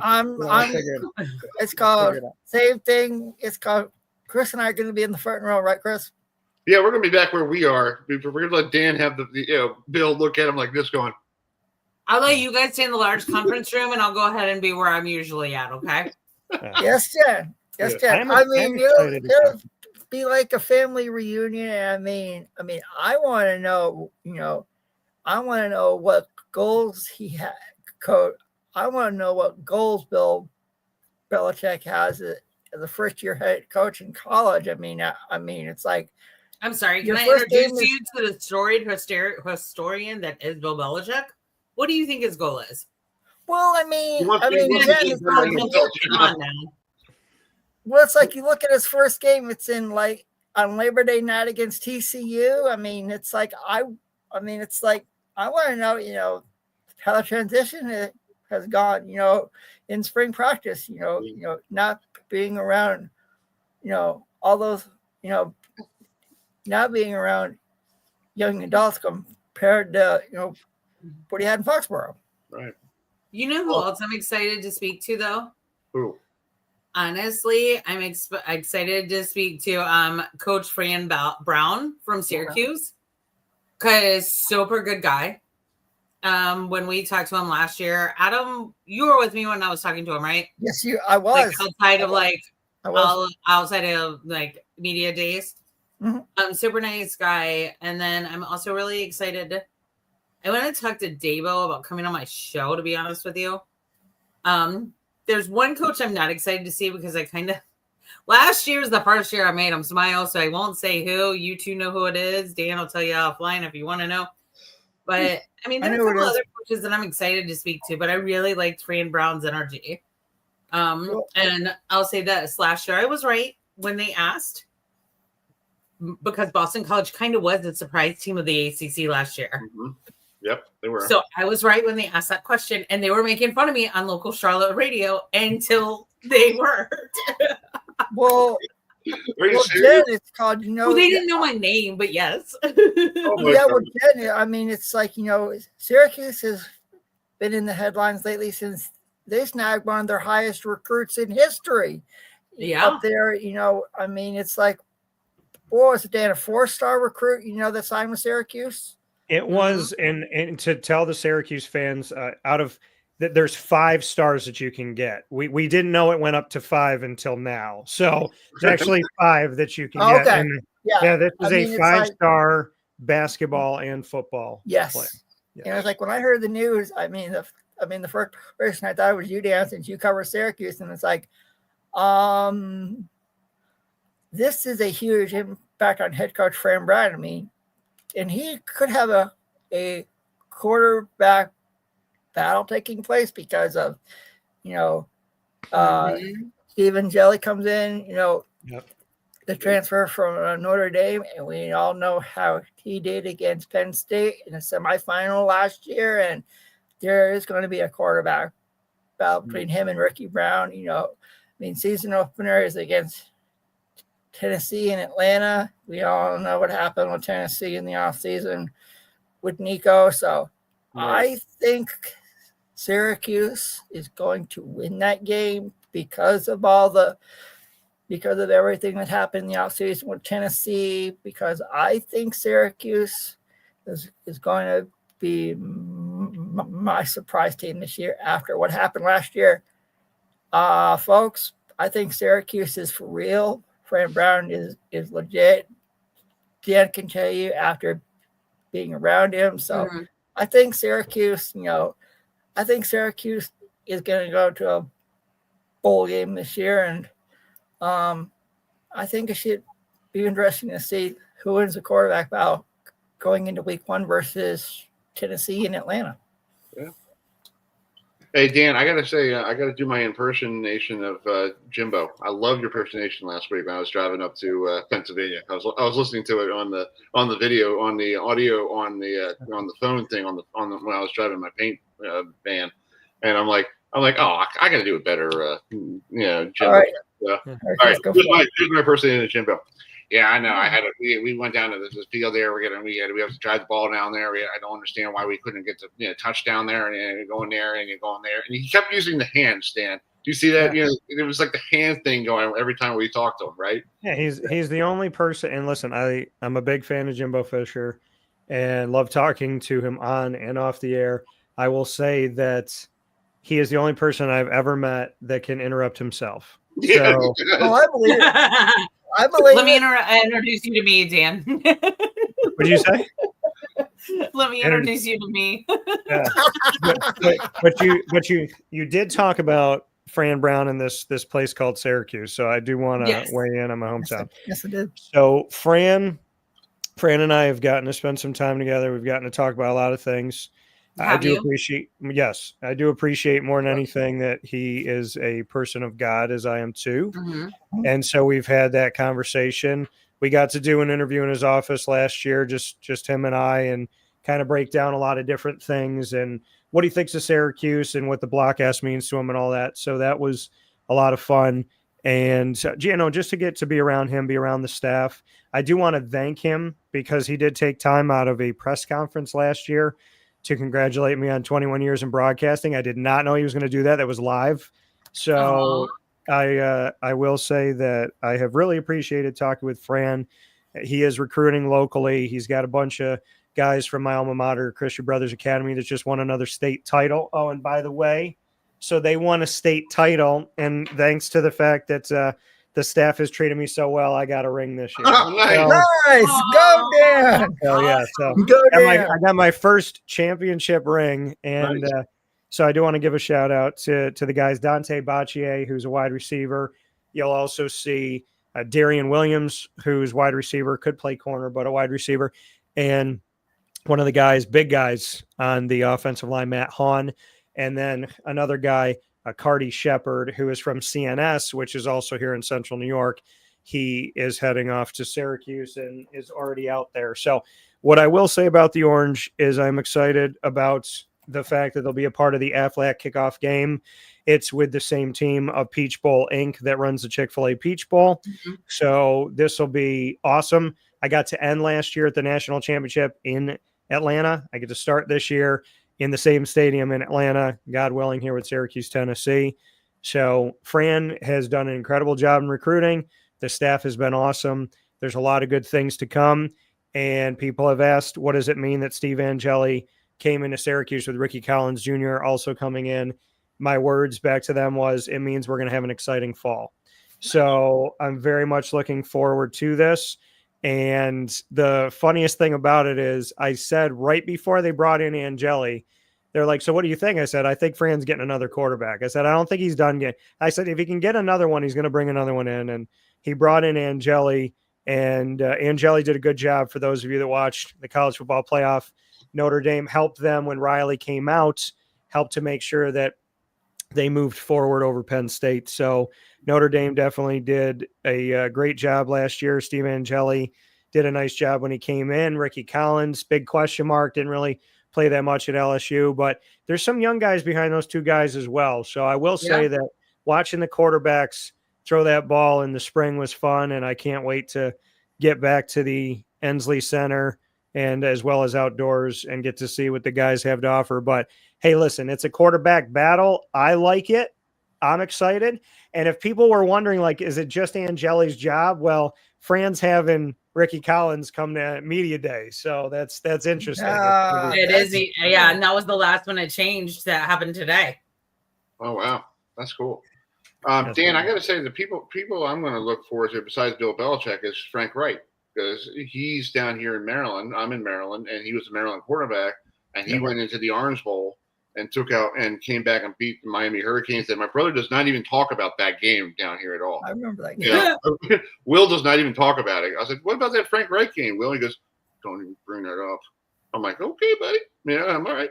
And then he did it again against the Oilers. You know, it's like, how did you do college version and then you do the pro version? And then he was the Super Bowl with the Eagles, and then he goes to Indianapolis and he goes to Carolina. And I know Carolina, he had an issue in Carolina, but you know, I just wanted to talk about his glory days with Maryland, because I think he was back up with Boomer Esiason, right? True. Yeah. Well, and what's interesting is I think his daughter is still on the social media team for Carolina Panthers right now. Okay. But she got the job before he was hired. Okay. and he was screwed. Yeah, but I think that'll be cool to talk to on next week. And then Dan, there's a guy that you need to put on your show. There's a lacrosse guy who used to be the head coach at Johns Hopkins, Dave Petramala, who is friends with Bill Belichick. So he knows Bill as Bill off the mic Bill, the one who's out of the office Bill, the one that he's you can hang out with. And I'm going to ask Bill that question. What's it like hanging out with your friend Dave Petramala? And hopefully he'll enjoy talking about him. Because Dave has good things about him all the time we talk to him. Yeah. I will definitely say, looking at the Syracuse, so Ricky Collins was the only guy that was kept on there on the updated attendee sheet. He was going originally, but they added Dan Villari, who's a good friend of mine. They brought in Jack Stonehouse, who's our punter, and Barry Buxton the third. So that's one thing I kind of want to talk to Fran about is he kept Ricky, but he changed everybody else that was coming. That's crazy. And they could do it a week before. Oh, is that what the change was? Yeah, Ricky stayed the same, but everybody else changed. Villari, I don't think Villari was coming. Stonehouse wasn't coming. And Barry Buxton. So he definitely made some changes, and now it's provoking me to want to go back and look at who the guys were originally here. But yeah, Ricky was always going, and then I'll tell you right now. So this is what they had. I apologize for misspeaking because I thought Ricky was the change. So okay, so Deion Wilson Jr. was coming, Deuce Chestnut, and Derek McDonald. So he changed. So Deion has been with the team for a while. Deuce came back last year. Derek McDonald's been a leader, stepping up this year, especially with Marlo Wax Jr. not being here anymore and Justin Barron because they're both in the NFL. So Ricky's the only guy that he kept. And I was looking at that sheet going, he changed out 75% of those guys. So I wanted to talk to Juice. Wonder what happened. I don't know. That is an interesting thing to make such a change at this time. So we shall see. But I will say Dan Villari, the fact that my Swiss Army knife gets to go, my tight end, quarterback, running back, I'm very happy. He came in, he was in Michigan as a quarterback, then came over to Syracuse as a quarterback, was asked to shift to tight end. And then when our quarterback got injured, he was asked to shift back to quarterback. And now he's gone to tight end. And so I'm happy that he has some more time back here on the team, because he told me last year, he's like, I got one more year. And I was like, what are you doing? He's like, I think I'm coming back. And so I'm very happy that he's found his way back. That guy has had an incredible journey with God, huge man of faith, worked his tail off, and he has an awesome family, a ton of support. And I really hope that they use him for all of the elements that he can bring to this offense, especially with having a new quarterback either way. Yeah. Now, someone I'm looking forward to seeing is Tommy Castellanos, who's a new quarterback at Florida State. We all know he's in his mouth. Again, he's getting too much about Alabama. So it's like, cut it out. When I saw that, I was like, you're coming to Charlotte, knowing that maybe some of the media is going to ask about those comments you said about playing Alabama. I mean, it's like, that should be quite interesting. And also Carson Beck from now with Miami is there. That should be an interesting ACC kickoff, seeing those two. And also Miller Moss, who transferred into Louisville from Southern Cal last year or this year. Yeah. Well, and again with Tommy Castellanos, remember he was Boston College last year. He was. This is continuing the trend from last year where we see somebody at ACC kickoff with a different team and a different color. Yeah. Exactly. I think it would be cool. And I think it's also be neat to see all the guys from the ACC network, Aaron McLean and hopefully Mark Rick will be there. I know his dad passed away, and our condolences to Mark Rick and his family, because Mark is such a nice guy. He likes talking to me, and I still remember the time, Dan, were you there when he was talking about how you put the hamburger, the hot dog in the piece of bread? My dad does that. If you don't have a hot dog roll, you just put the hot dog in a piece of bread and just pull it up and go, here you go. There you go. I'm like, my mom would say it's the same. It's not the same. But she would say it was the same, but it's not the same. By the way, do you know where Tommy Castellanos started his career? Because this is his third team. It's in a place Wasn't where it SMU? no, it's in a place where a lot of guys go, are good, don't get any respect, and then go somewhere and people go, oh, Miami. no, Sorry. no. What? No, people get respect at Notre Dame. No, this is literally a place where two quarterbacks have gone recently, one of them coming to ACC kickoff, that got totally disrespected and underrepresented where they were. And then everybody was like, oh, this guy. One of the guys just got drafted. Oh, Cam Ward. Florida right? State. So Mackenzie Milton went to Florida State after he was at UCF. UCF. Dylan yes. So Dylan Gabriel was at UCF after Mackenzie Milton went down, and then he went on to Oklahoma and then went on to Oregon, who was the only undefeated team going into the college football playoff. Yeah. So yes, Tommy Castellanos is a UCF player originally. And the reason why he's at Florida That's State why is he's no coach. Yeah, that's right, Chris. It's because he gets to hook up with Gus Malzahn, because I think that's the reason he wanted to go to Florida State, because he wanted to reunite with Coach Gus Malzahn, who's now the OC at, Exactly. I agree. at FSU. Well, By guys, the way, Mike Norvell, I know I've done it before, but I have to do it again. I mean, the guy deserves a lot of credit. He sent a bunch of guys to the NFL from Memphis. I covered him for 4 years there. The whole time he's been at Florida State, he has not gotten an ego. He's been very kind. He's always made himself available. He works his tail off. He recruits his butt off. He tries to do things in the right way. So I just want the Florida State fans to know, because I know y'all get upset. You want to win all the time, and I get that, and I feel that, but I'm just saying, Mike Norvell is the best thing you had in a very long time, so don't be trying to run my guy out of Tallahassee. That's all. Hey, Dan, I have a lot of respect for Mike Monell because after the Florida game, he went on and goes, I'm sorry for what I did. I apologize for the season. It will never happen again. Nope. And you saw what he did. I He said remember right that after that, he recruited people from Nebraska, cleaned house, got everything all nice and neat. And I feel like we're going to see a different Mike, who might be like happy-go-lucky Mike, not the one like, I want to get that. Last year when he wanted to go, like, it's like he didn't want to be in Charlotte. He just wanted to go straight back to Tallahassee. Yeah. Yeah. Well, I mean, and I will say that, I mean, hopefully people will not talk. I mean, they will, but realignment and Clemson and Florida State and Miami. I mean, I can imagine the commissioner is going to get it. Mike might still get some of it. Dabo may or may not, but I mean, this is a conference that is working very diligently to keep the family together. So I just, I would like to, and listen, you got a better path being in the ACC, going to the college football playoff and being a Clemson or a Florida State or Miami than you do to going into the SEC and hoping to God that you're like the fifth team to come out of there. So, True. I'll agree with that, Dan. Well, guys, it's going to be great to see you all next week. I hope you guys have a safe trip. Jen, we'll see you on Monday, hopefully. Dan, safe flight down there. I'm going to fly down in the morning, so I'll be there by 10 o'clock in the morning, so I'll be ready to go by 2. And we're going to stop by your good place, Brooklyn Pickle, because we want to do something exciting for you. Yes, we do. Oh, very good. Well, in the famous words of Bill Belichick, but changed a little bit, we're off to Charlotte. Yes, we're off to No, Charlotte. I can't wait.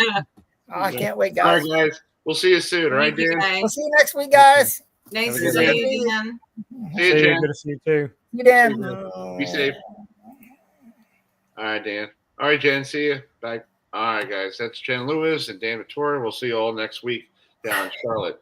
We'll switch the page here. It is All-Star Week, and this guy was he was a 2 sports star up in Pennsylvania. I was just up there today dropping off paint. So basically, it was great to go to that beautiful state of the Commonwealth.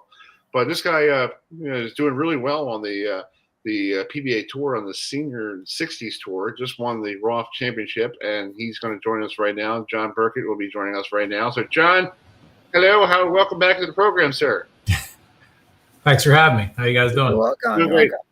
I was looking at this week is All-Star Week, and I want to talk about your last career you had before you became a bowler. Because I know I was reading your bio. You wanted to be a bowler when you were, my age, because bowling was your sport in the wintertime, just like I used to do. I bowled in the winter and played baseball in the spring, So just talk about your big win last week. You're on the winning the Roth championship. You took on some guy that we know, Parker Bone III. So how difficult was it to bowl against a guy like that?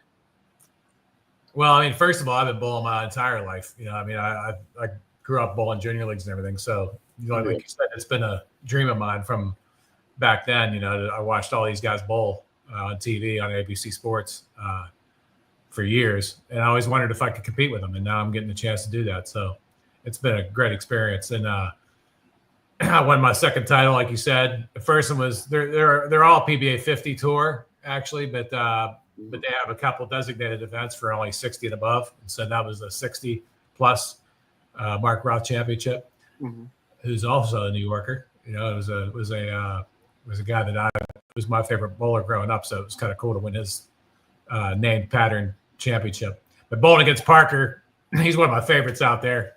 If you know Parker, he's a great guy. I mean, ultimate professional out there on that tour. And I have a lot of respect for him. So to be able to beat him for a title is definitely a really, really great accomplishment, a cool thing, in my mind, to be able to beat somebody, bowl well enough to beat him in a title match.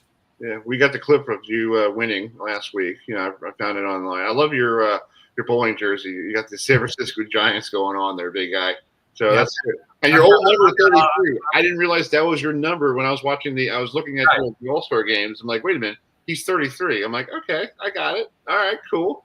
Yeah, I was 19 with the Braves, and I was 19 with the Red Sox, and so I have all my jerseys. So guys get a kick out of that I switch them up every time. And, right. But my Giants jersey, I seem to really bowl well in it for some reason, and so I had that one for the step ladder. Yeah. Well, talk about the lanes there. How difficult was it and how was it cool to bowl on TV? Because I think Monticelli had a perfect game, right? He might have had a perfect game during qualifying, but I bowled him the first match on the step ladder here. Okay. This is the title match. So right. I won 3 matches before getting to this one. I was the 5th seed, so I had to win. Oh, wow. I had to win 4 matches in a row to win the title. Jeez.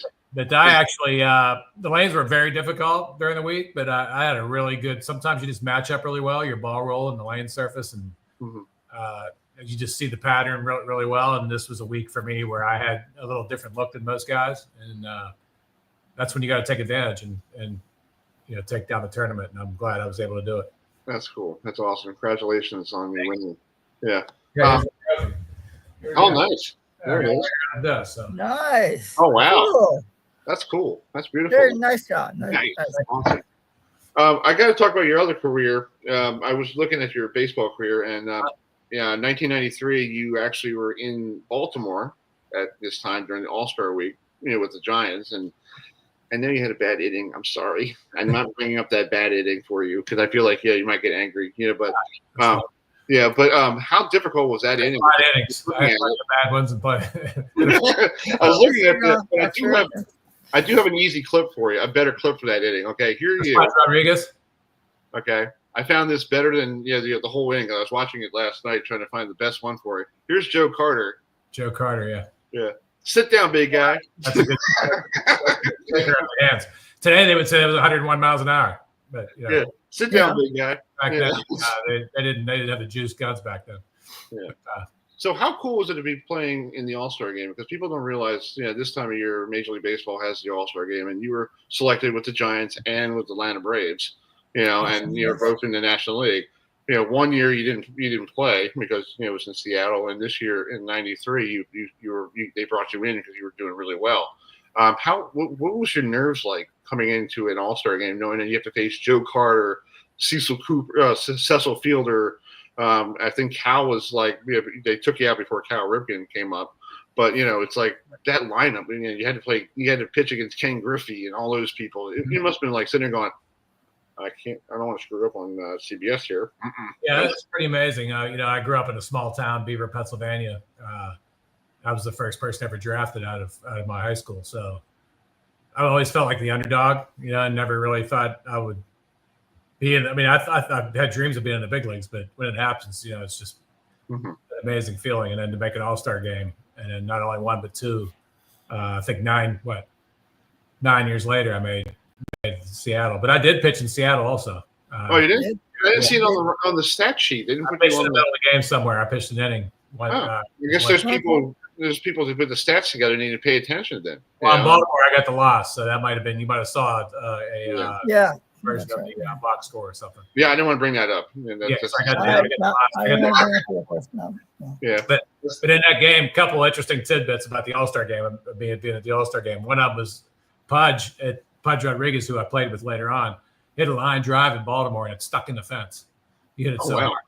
Nice. Yeah, so if you went back, that's what I thought you were going to show. I thought you had a clip of Pudge hitting the bullet. It's like a line drive bullet, and the padding in the outfield. It was like a new fence because Baltimore was pretty. I think the year before it was brand new. Mm-hmm. Might have been that year. Was it 93 that Camden Yards? Yeah, it was Camden 3. Yeah, 93 was in Camden Yards. Yeah, I'm saying was that the first year of the stadium? Is what I'm thinking. I don't know if it was 93 when it was built or 92 or something. It was 92, and then following year was 93. And I remember that All-Star game because around here in Baltimore, Mike Messina got up in the bullpen, and Cito Gaston had a huge hissy fit. Yeah, people in Baltimore were like, "Oh, bring Moose in, let him pitch the ninth." And Cito Gaston was like, "Nope, not doing it."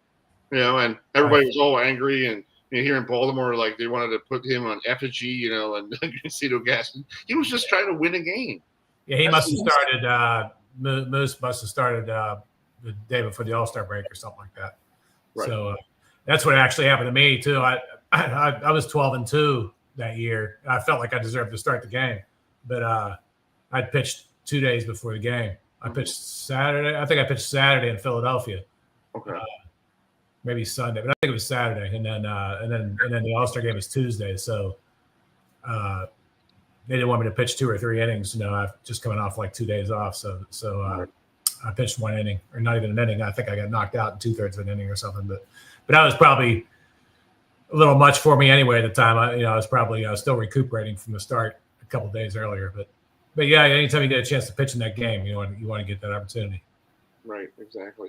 And you have a question for John? Yeah, so John, obviously, right now you're bowling against Parker Bowen III, Pete Weber, Walter Wren Jr., Malone Monticelli, etc. Did you ever think, growing up as a kid, watching the PBA tour on ABC Sports, you would be bowling against the greatest of all time on the PBA 50 tour? I tell those guys that all the time. Okay. Yeah. When I bowl against them or I bowl against Parker, I do it to Parker all the time. Like, I don't even know if I belong here. He's like, "Oh yeah, you belong here." Yeah. Parker's really cool. So, it does hit me a lot. When I'm out there, that sometimes I just can't believe how lucky I am to be able to play 2 sports, and one of them that I can play at an older age. Right. If I would have done it the other way around, I don't think I'd be on a baseball field at 60 years old. Competing. No. I mean, it's a great feeling and a lot of fun. Yeah, and it's like now, have you had a chance yet to bowl with the PBA 50 tour at Riviera Lanes in Fairlawn, Ohio? I've not. We were there. I guess was it last year, or the year before? It was last year. It was last year. I didn't go. Something came up, and I didn't. So if you could bowl at Riviera Lanes, where the Tournament of Champions is held every year, what would be your initial reaction seeing, bowling on that legendary pair we all know and love now, right. And then that'd be great. And I was disappointed last year that I wasn't able to do it. I've had wrist issues the last couple of years. I think my wrist was acting up at the time, and I thought I wasn't going to have a really good chance to win. And I've told myself, if I don't feel like I can win, I'm not going to bowl out there. My wife has been great about it. She chased me around baseball fields for a lot of years, and now I'm out there quite a bit. So I try to keep it under wraps a little bit and not do too much. And especially if I'm not feeling good, I don't need to be out there. But yeah, the Riviera Lanes, I hope they go back this year. It's in Morgantown. They changed it to yeah. So, West Virginia. Yeah. It's you need John Denver saying you need John Denver, have saying country roads, and it is the home of West Virginia University. Yep, exactly. That's a beautiful area. We bowled there the last couple of years too, but we never had the TFC there. So this year they're having the TOC there. Hopefully someday they'll put it back at Riviera Lanes, and I'll get a chance to bowl at the legendary. It's like the Yankee Stadium of bowling. Oh yeah, I've gone the last 2 years, and I'll probably go back next year for the TOC. And it's like when I first went there, John, I was like, this is like Yankee Stadium. I remember this place from ABC Sports back in the day, and you see that legendary banner hanging. I mean, it's like I got my picture took with it. I mean, it's like, is this a dream? Yeah. I mean, so I had to think to myself, like, no, it's not a dream. You're here at Riviera Lanes, the tournament of champions, what we knew as the Firestone. It's like, yeah, it's a great place. Hopefully I can get a chance to go bowl there sometime. Yeah, it's because you need to. Well, John, I have a story to tell you. I went out there one time, and it was one of those days it's supposed to snow. So I'm like, my buddy and I went out there. I'm like, we'll be fine. We'll get home before the snow. And we're finishing the TV show and, all that stuff. And he looks at me and goes, it's snowing outside. I'm like, are you sure? I'm like, no, it's not. And he goes, yeah, it is. So we're driving through Ohio. I have a problem with Ohio plow people. Can you please plow your highways? Because I was like, because him and I were like on the death grip. He was driving like 15, 20-minute miles underneath the speed limit. And we got to Pittsburgh, the Pennsylvania Turnpike. I want to pull over and give the guy who plowed that, a big hug because, Pennsylvania was like clear sailing, right after the Ohio border. But I was like, I didn't get home until like 2, 3 in the morning because you're going so slow in Ohio. Yeah. We thought we were going to die, It's like, geez. I got a place where I ski in Park City, Utah, and we were driving there one year, and a big storm hit. Yeah, we were in the mountains, and it was like 6 hours of driving like this. I mean, it's oh my gosh, John! Oh my gosh! Exactly. Well, John, I appreciate you coming on tonight. I was looking through my emails. I'm like, I think I have his email. I'd love to get him on again. And I appreciate time, man. I don't mind doing it at all. So. I can get the word out about bowling. I love the sport, and so anybody that wants to give it attention, I appreciate it. So, so where you guys off to? That helps my ego too. You know what I mean? I like talking to people, and you're all good. Talking about it, right? Yeah. You're all good. Yeah. Exactly. But John, where are you guys next on the tour? I know you just got done doing that whole World Series of bowling thing. So where are you going next? Well, the 50 guys are out there. They're actually bowling another World Series. It was back to back. Okay. But my baseball agent that I had for years, he's getting married on Sunday. Oh, okay. His second marriage. So 71 years old, he's getting married again. What the heck's wrong with you, man? But he's in love, and she's a really nice lady, and so they're getting married, and so my wife and I are going to the wedding.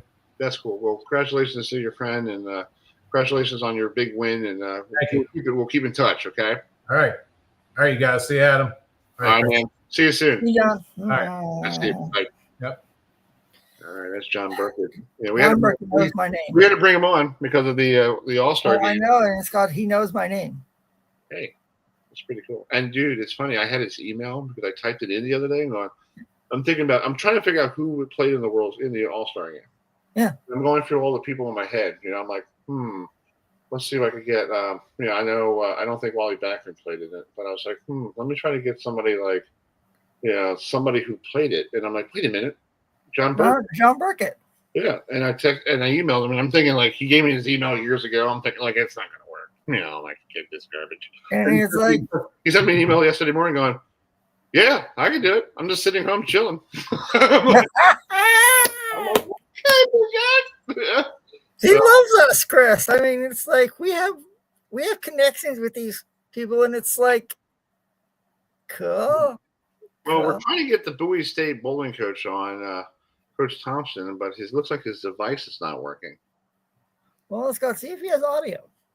Yeah, but anyway, we'll bring in. Let's change gears. If he could fix it, we'll put him on at the end before we go. If not, we'll get him on another time. We'll fix it with him.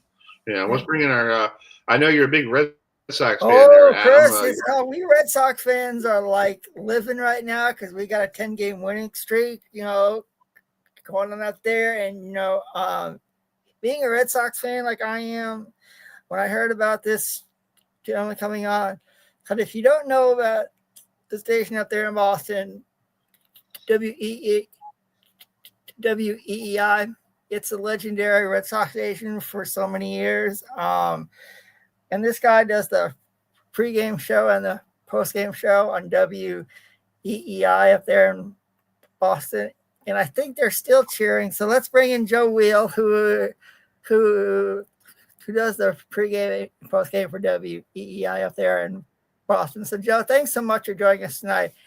Of As course. a Red Sox fan growing up there in New England for so many years, living in New Hampshire and now North Carolina, it's nice to see the Red Sox have a 10-game winning streak going into this All-Star break after what happened with Alex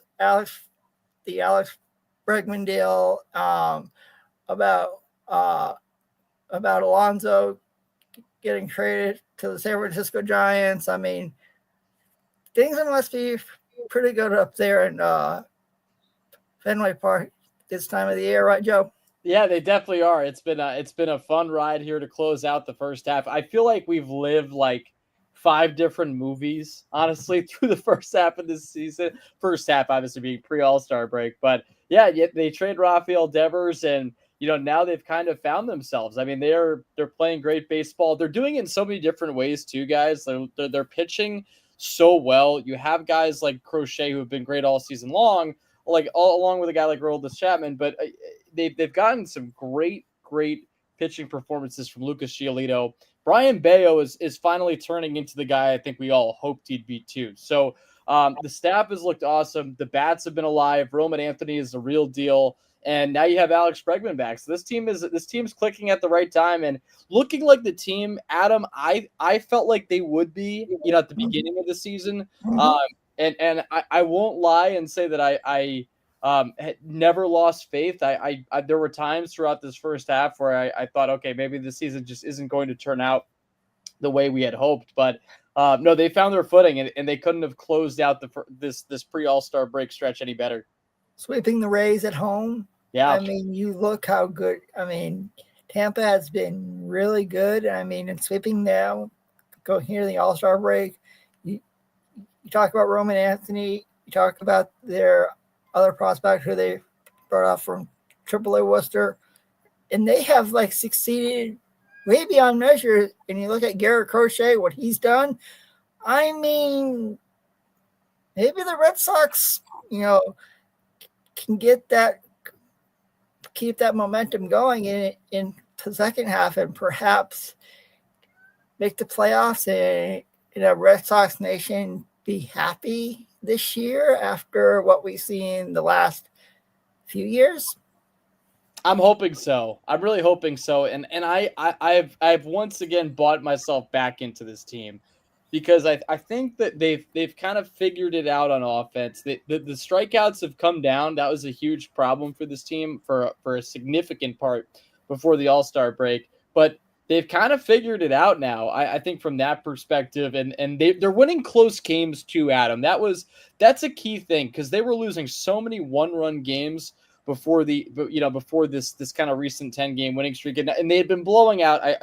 I should correct that a little bit because they were blowing out the Nationals. They were blowing out the Rockies.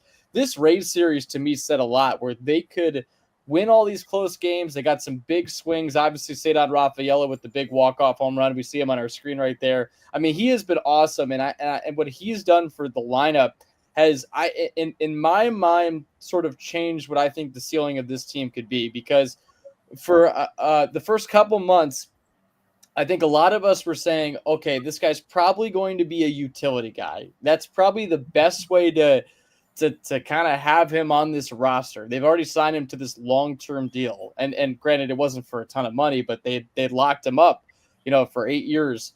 Now it's a completely different feel. This guy has been one of the best players in baseball over the last couple weeks, maybe even last month, if you want to extend it out even further. because you couple with what he does defensively with what he does on offense. And again, it's just now one part of this whole machine of guys that I think really enjoy playing with one another. And I'm not saying Rafael Devers was a bad guy. I think that both sides would say that, with some more hindsight, okay, they would have done things a little bit differently. But they've kind of clearly figured out who they are. Alex Bregman's a huge part of that. The leadership element there has been huge.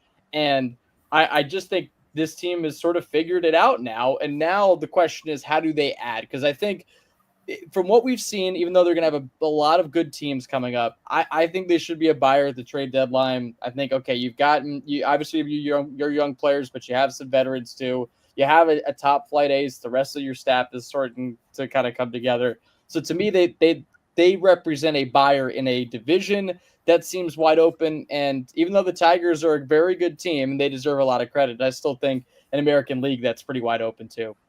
Yeah, I was looking at the Red Sox schedule. They opened Friday in Chicago against the Cubs, and the Cubs just took 2 out of 3 from the Bronx Bombers. So that's going to be a really tough series. And it's also all day games out there in Chicago, because Wrigley Field occasionally does a night game here and there, but it's all day games. But with this winning 10 straight games, and then you have this 4 or 5 days break off, it's like, you don't want it to break right now. You want to keep going, keep this thing going. And and a lot of people, when you see teams when they win 10 in a row and they get to the All-Star break, and then afterwards they go, "Oh God, I lost 5 in a row." Like, what the heck's going on here? But just talk about that Cubs series coming up on Friday out there in Chicago. It is a big series, and I think one of the games will probably be on. I think one of them's on Fox. Yeah, it might be the Saturday game. I think they have. If I have correct, I'm going to double check it right now while we're together. I believe that game is a night game. Okay. And then the other ones are they're playing at 7:15. That's a Fox game. So they have a day game on Friday, day game on Sunday. So here's my take on it.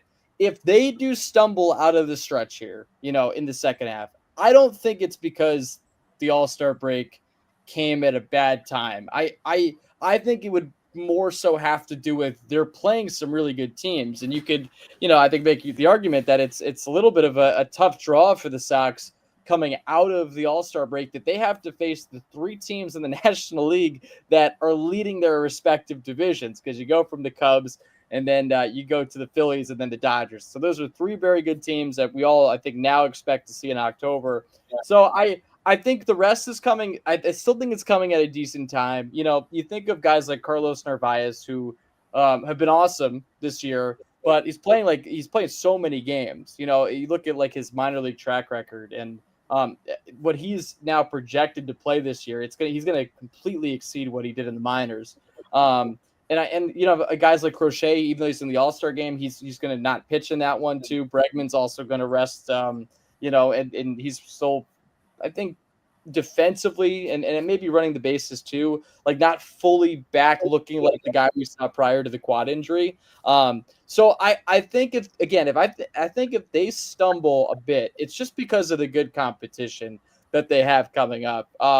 Not to say I don't believe in momentum at all. I'm not throwing that out completely, but I do think in this context, the break is coming, and they just unfortunately have this good slew of teams. Now, here's the caveat to that. If they can finish out that stretch with a winning record, or at least keep their head above water, right? Even though the rest of their second half schedule is pretty tough. I think it's the 3rd hardest schedule in all of Major League Baseball.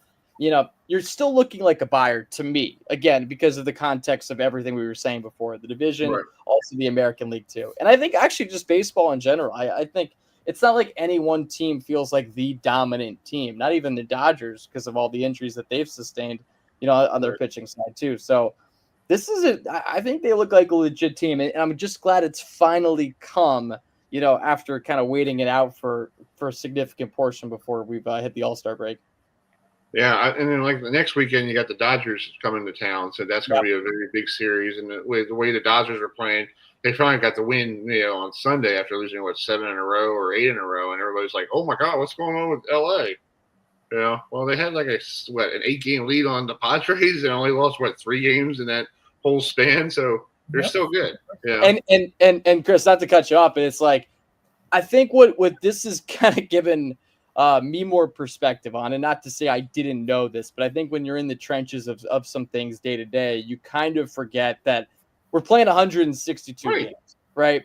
And so like as bad as, or maybe not bad so word, but sort of as mediocre as things have kind of been for the Sox for a pretty significant portion here, right? They've won 10 straight, and I think you could, I think would be fair to say, Adam, I'm curious what you think, but like I feel like you give this team a B, grade for the first half. I'll agree. But think about where we were before the winning streak. I think people probably would have said C minus, or maybe if you want to be even more critical, like a D.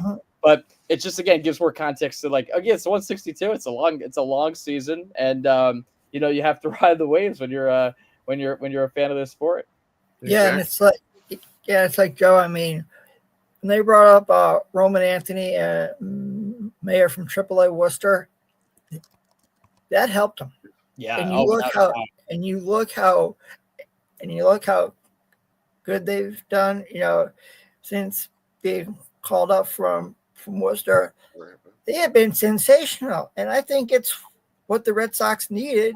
And now it's like if you can keep them healthy, I see good things happening with Mayor and Anthony down the line. I mean, I think they're going to be, they may be stars right now, but I think down the line, if they stay with the Red Sox, I think they can be superstars, and those two will be names that Red Sox fans like myself will remember for a long time to come. I mean, I can remember, I've seen highlights when Anthony hit some outstanding homers when he was at AAA Worcester, and it's like he brought that power with him to Boston, and he's been exceptional, amazing. And it's like, it's been fun to, it's been so much fun seeing the Red Sox do this good after what happened with Rafael Devers getting traded to the Giants. And it's like, I thought that would bite him in the behind. Well, hasn't really happened. I mean, 10-game winning streak, that's like the best of best right now. Yeah, and you wonder now how they invest in the team now that they've kind of cleared his contract off the books too, right? And with him not deciding he wanted to play first base when there was a need, or even possibly go back to third, now it's kind of freed up that spot. You have Yoshida now on the roster, and you do have some roster flexibility now. And Anthony, I was just making sure I had it right. They're 21-10 since they called them up. So yeah, so I mean they've been kind of rolling right now, really since he's made his debut. So he's a game changer, and he's found himself. I mean, not found himself. I think if you looked at some of the underlying metrics for the batted ball stuff, and at the beginning when his average wasn't kind of showing how well he was performing, he was still hitting the ball really hard, and now he closes out this first half with a 10-game hitting streak too, and some big hits in the process and loud contact too. I think he's a superstar in the making, without a doubt, and it makes things super exciting for this team long term that you have this kind of guy. And also, he's only 21. Like, he's only 21 years old. That's true. That's true, Joe. He's a young guy. I mean, he's got years and years and years, to get, to get good. I mean, and this is just the beginning for him up there with Boston. We don't know what, we don't know how high the ceiling he could have. Yep. I know. And it's just only the beginning. It's only the beginning. And that's I think another part of what makes the season exciting is, okay, what is the second, or what is the after the All-Star break, kind of have in store for him. So I'm excited to be on the airwaves and talk about this team for what happens, after the All-Star break. And my expectations for the team are kind of back, is what I would say. You win 10 in a row, you get yourself in a spot where you're holding the second wild card, and you're not too far off from the Blue Jays. I'm back in, and I'm excited to see where this goes. That's cool. Well, Joe, thanks for coming on tonight, and I enjoy the All-Star game tomorrow, and hopefully you have a great time on with the Cubs and the Dodgers coming next weekend, and we'll catch up with you down the road, okay? Thanks a lot, guys. Thanks for having me on. All right, buddy. See you, man. Bye. All right, that's Joe Well from the WEI up in Boston. Let's bring in the coach for Bowie State real quick with the last 5 minutes of the show. I know he's been having some technical difficulties. We'll get him in.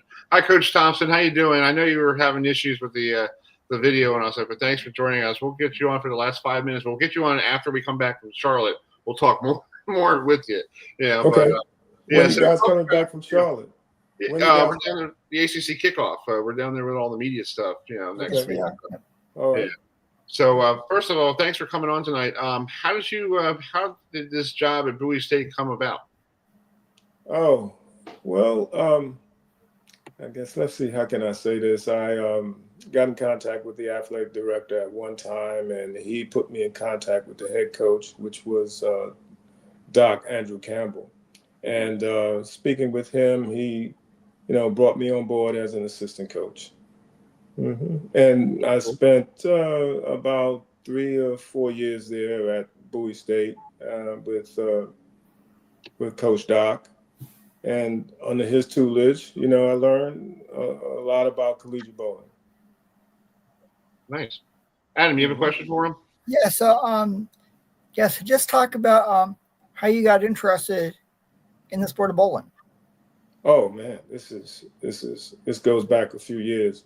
Actually, I'm kind of a sports nut anyway. I like to stay in recreation centers and gymnasiums and things of that nature. So I think I started bowling competitively when I was in the Air Force. And, and I just continued to bowl after that.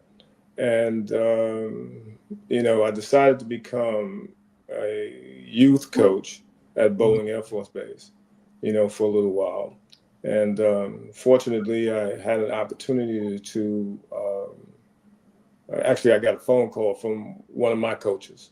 And he explained to me that he was interested in opening up a pro shop here in Maryland. He was moving his pro shop from Pennsylvania and decided to move here to Maryland. He called me and he said, hey, I'm opening up a shop.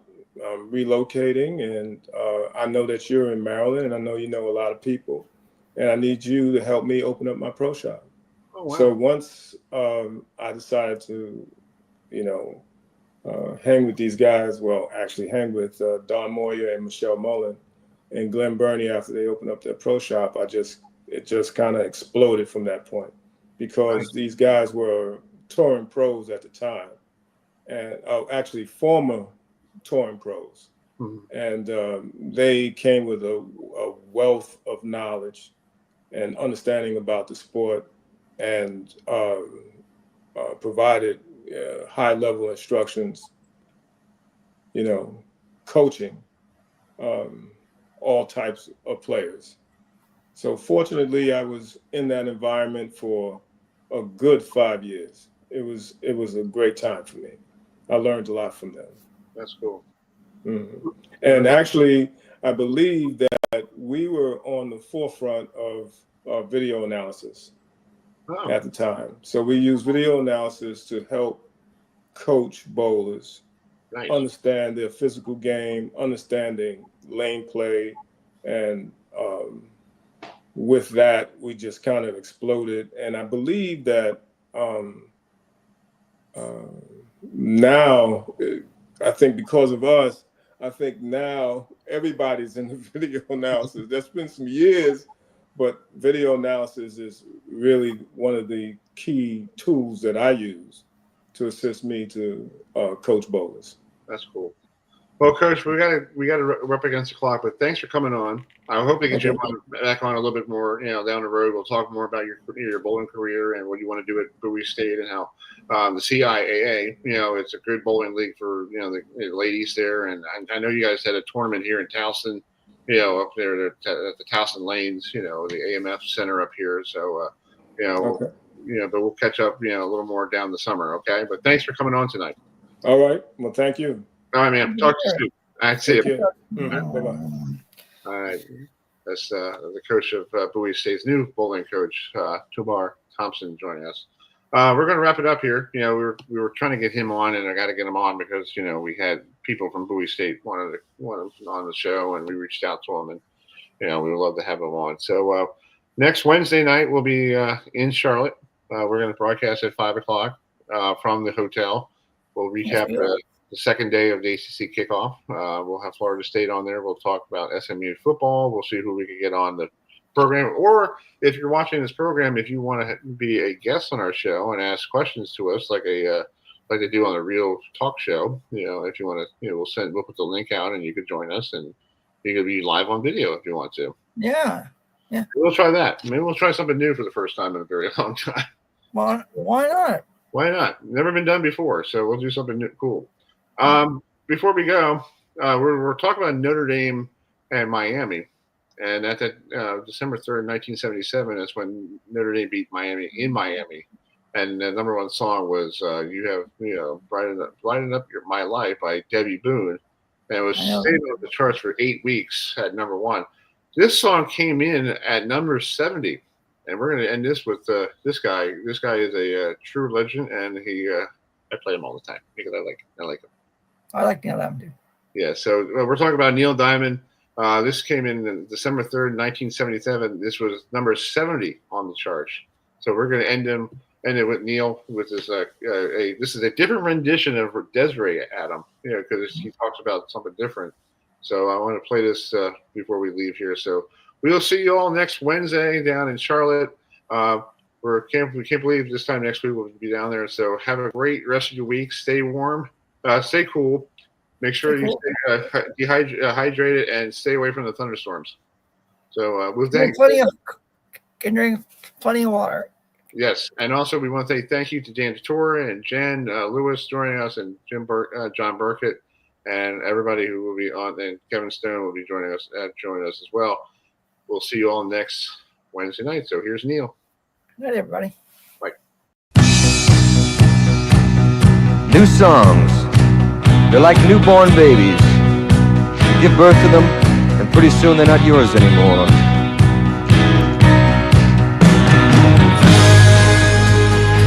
It was the 3rd of June,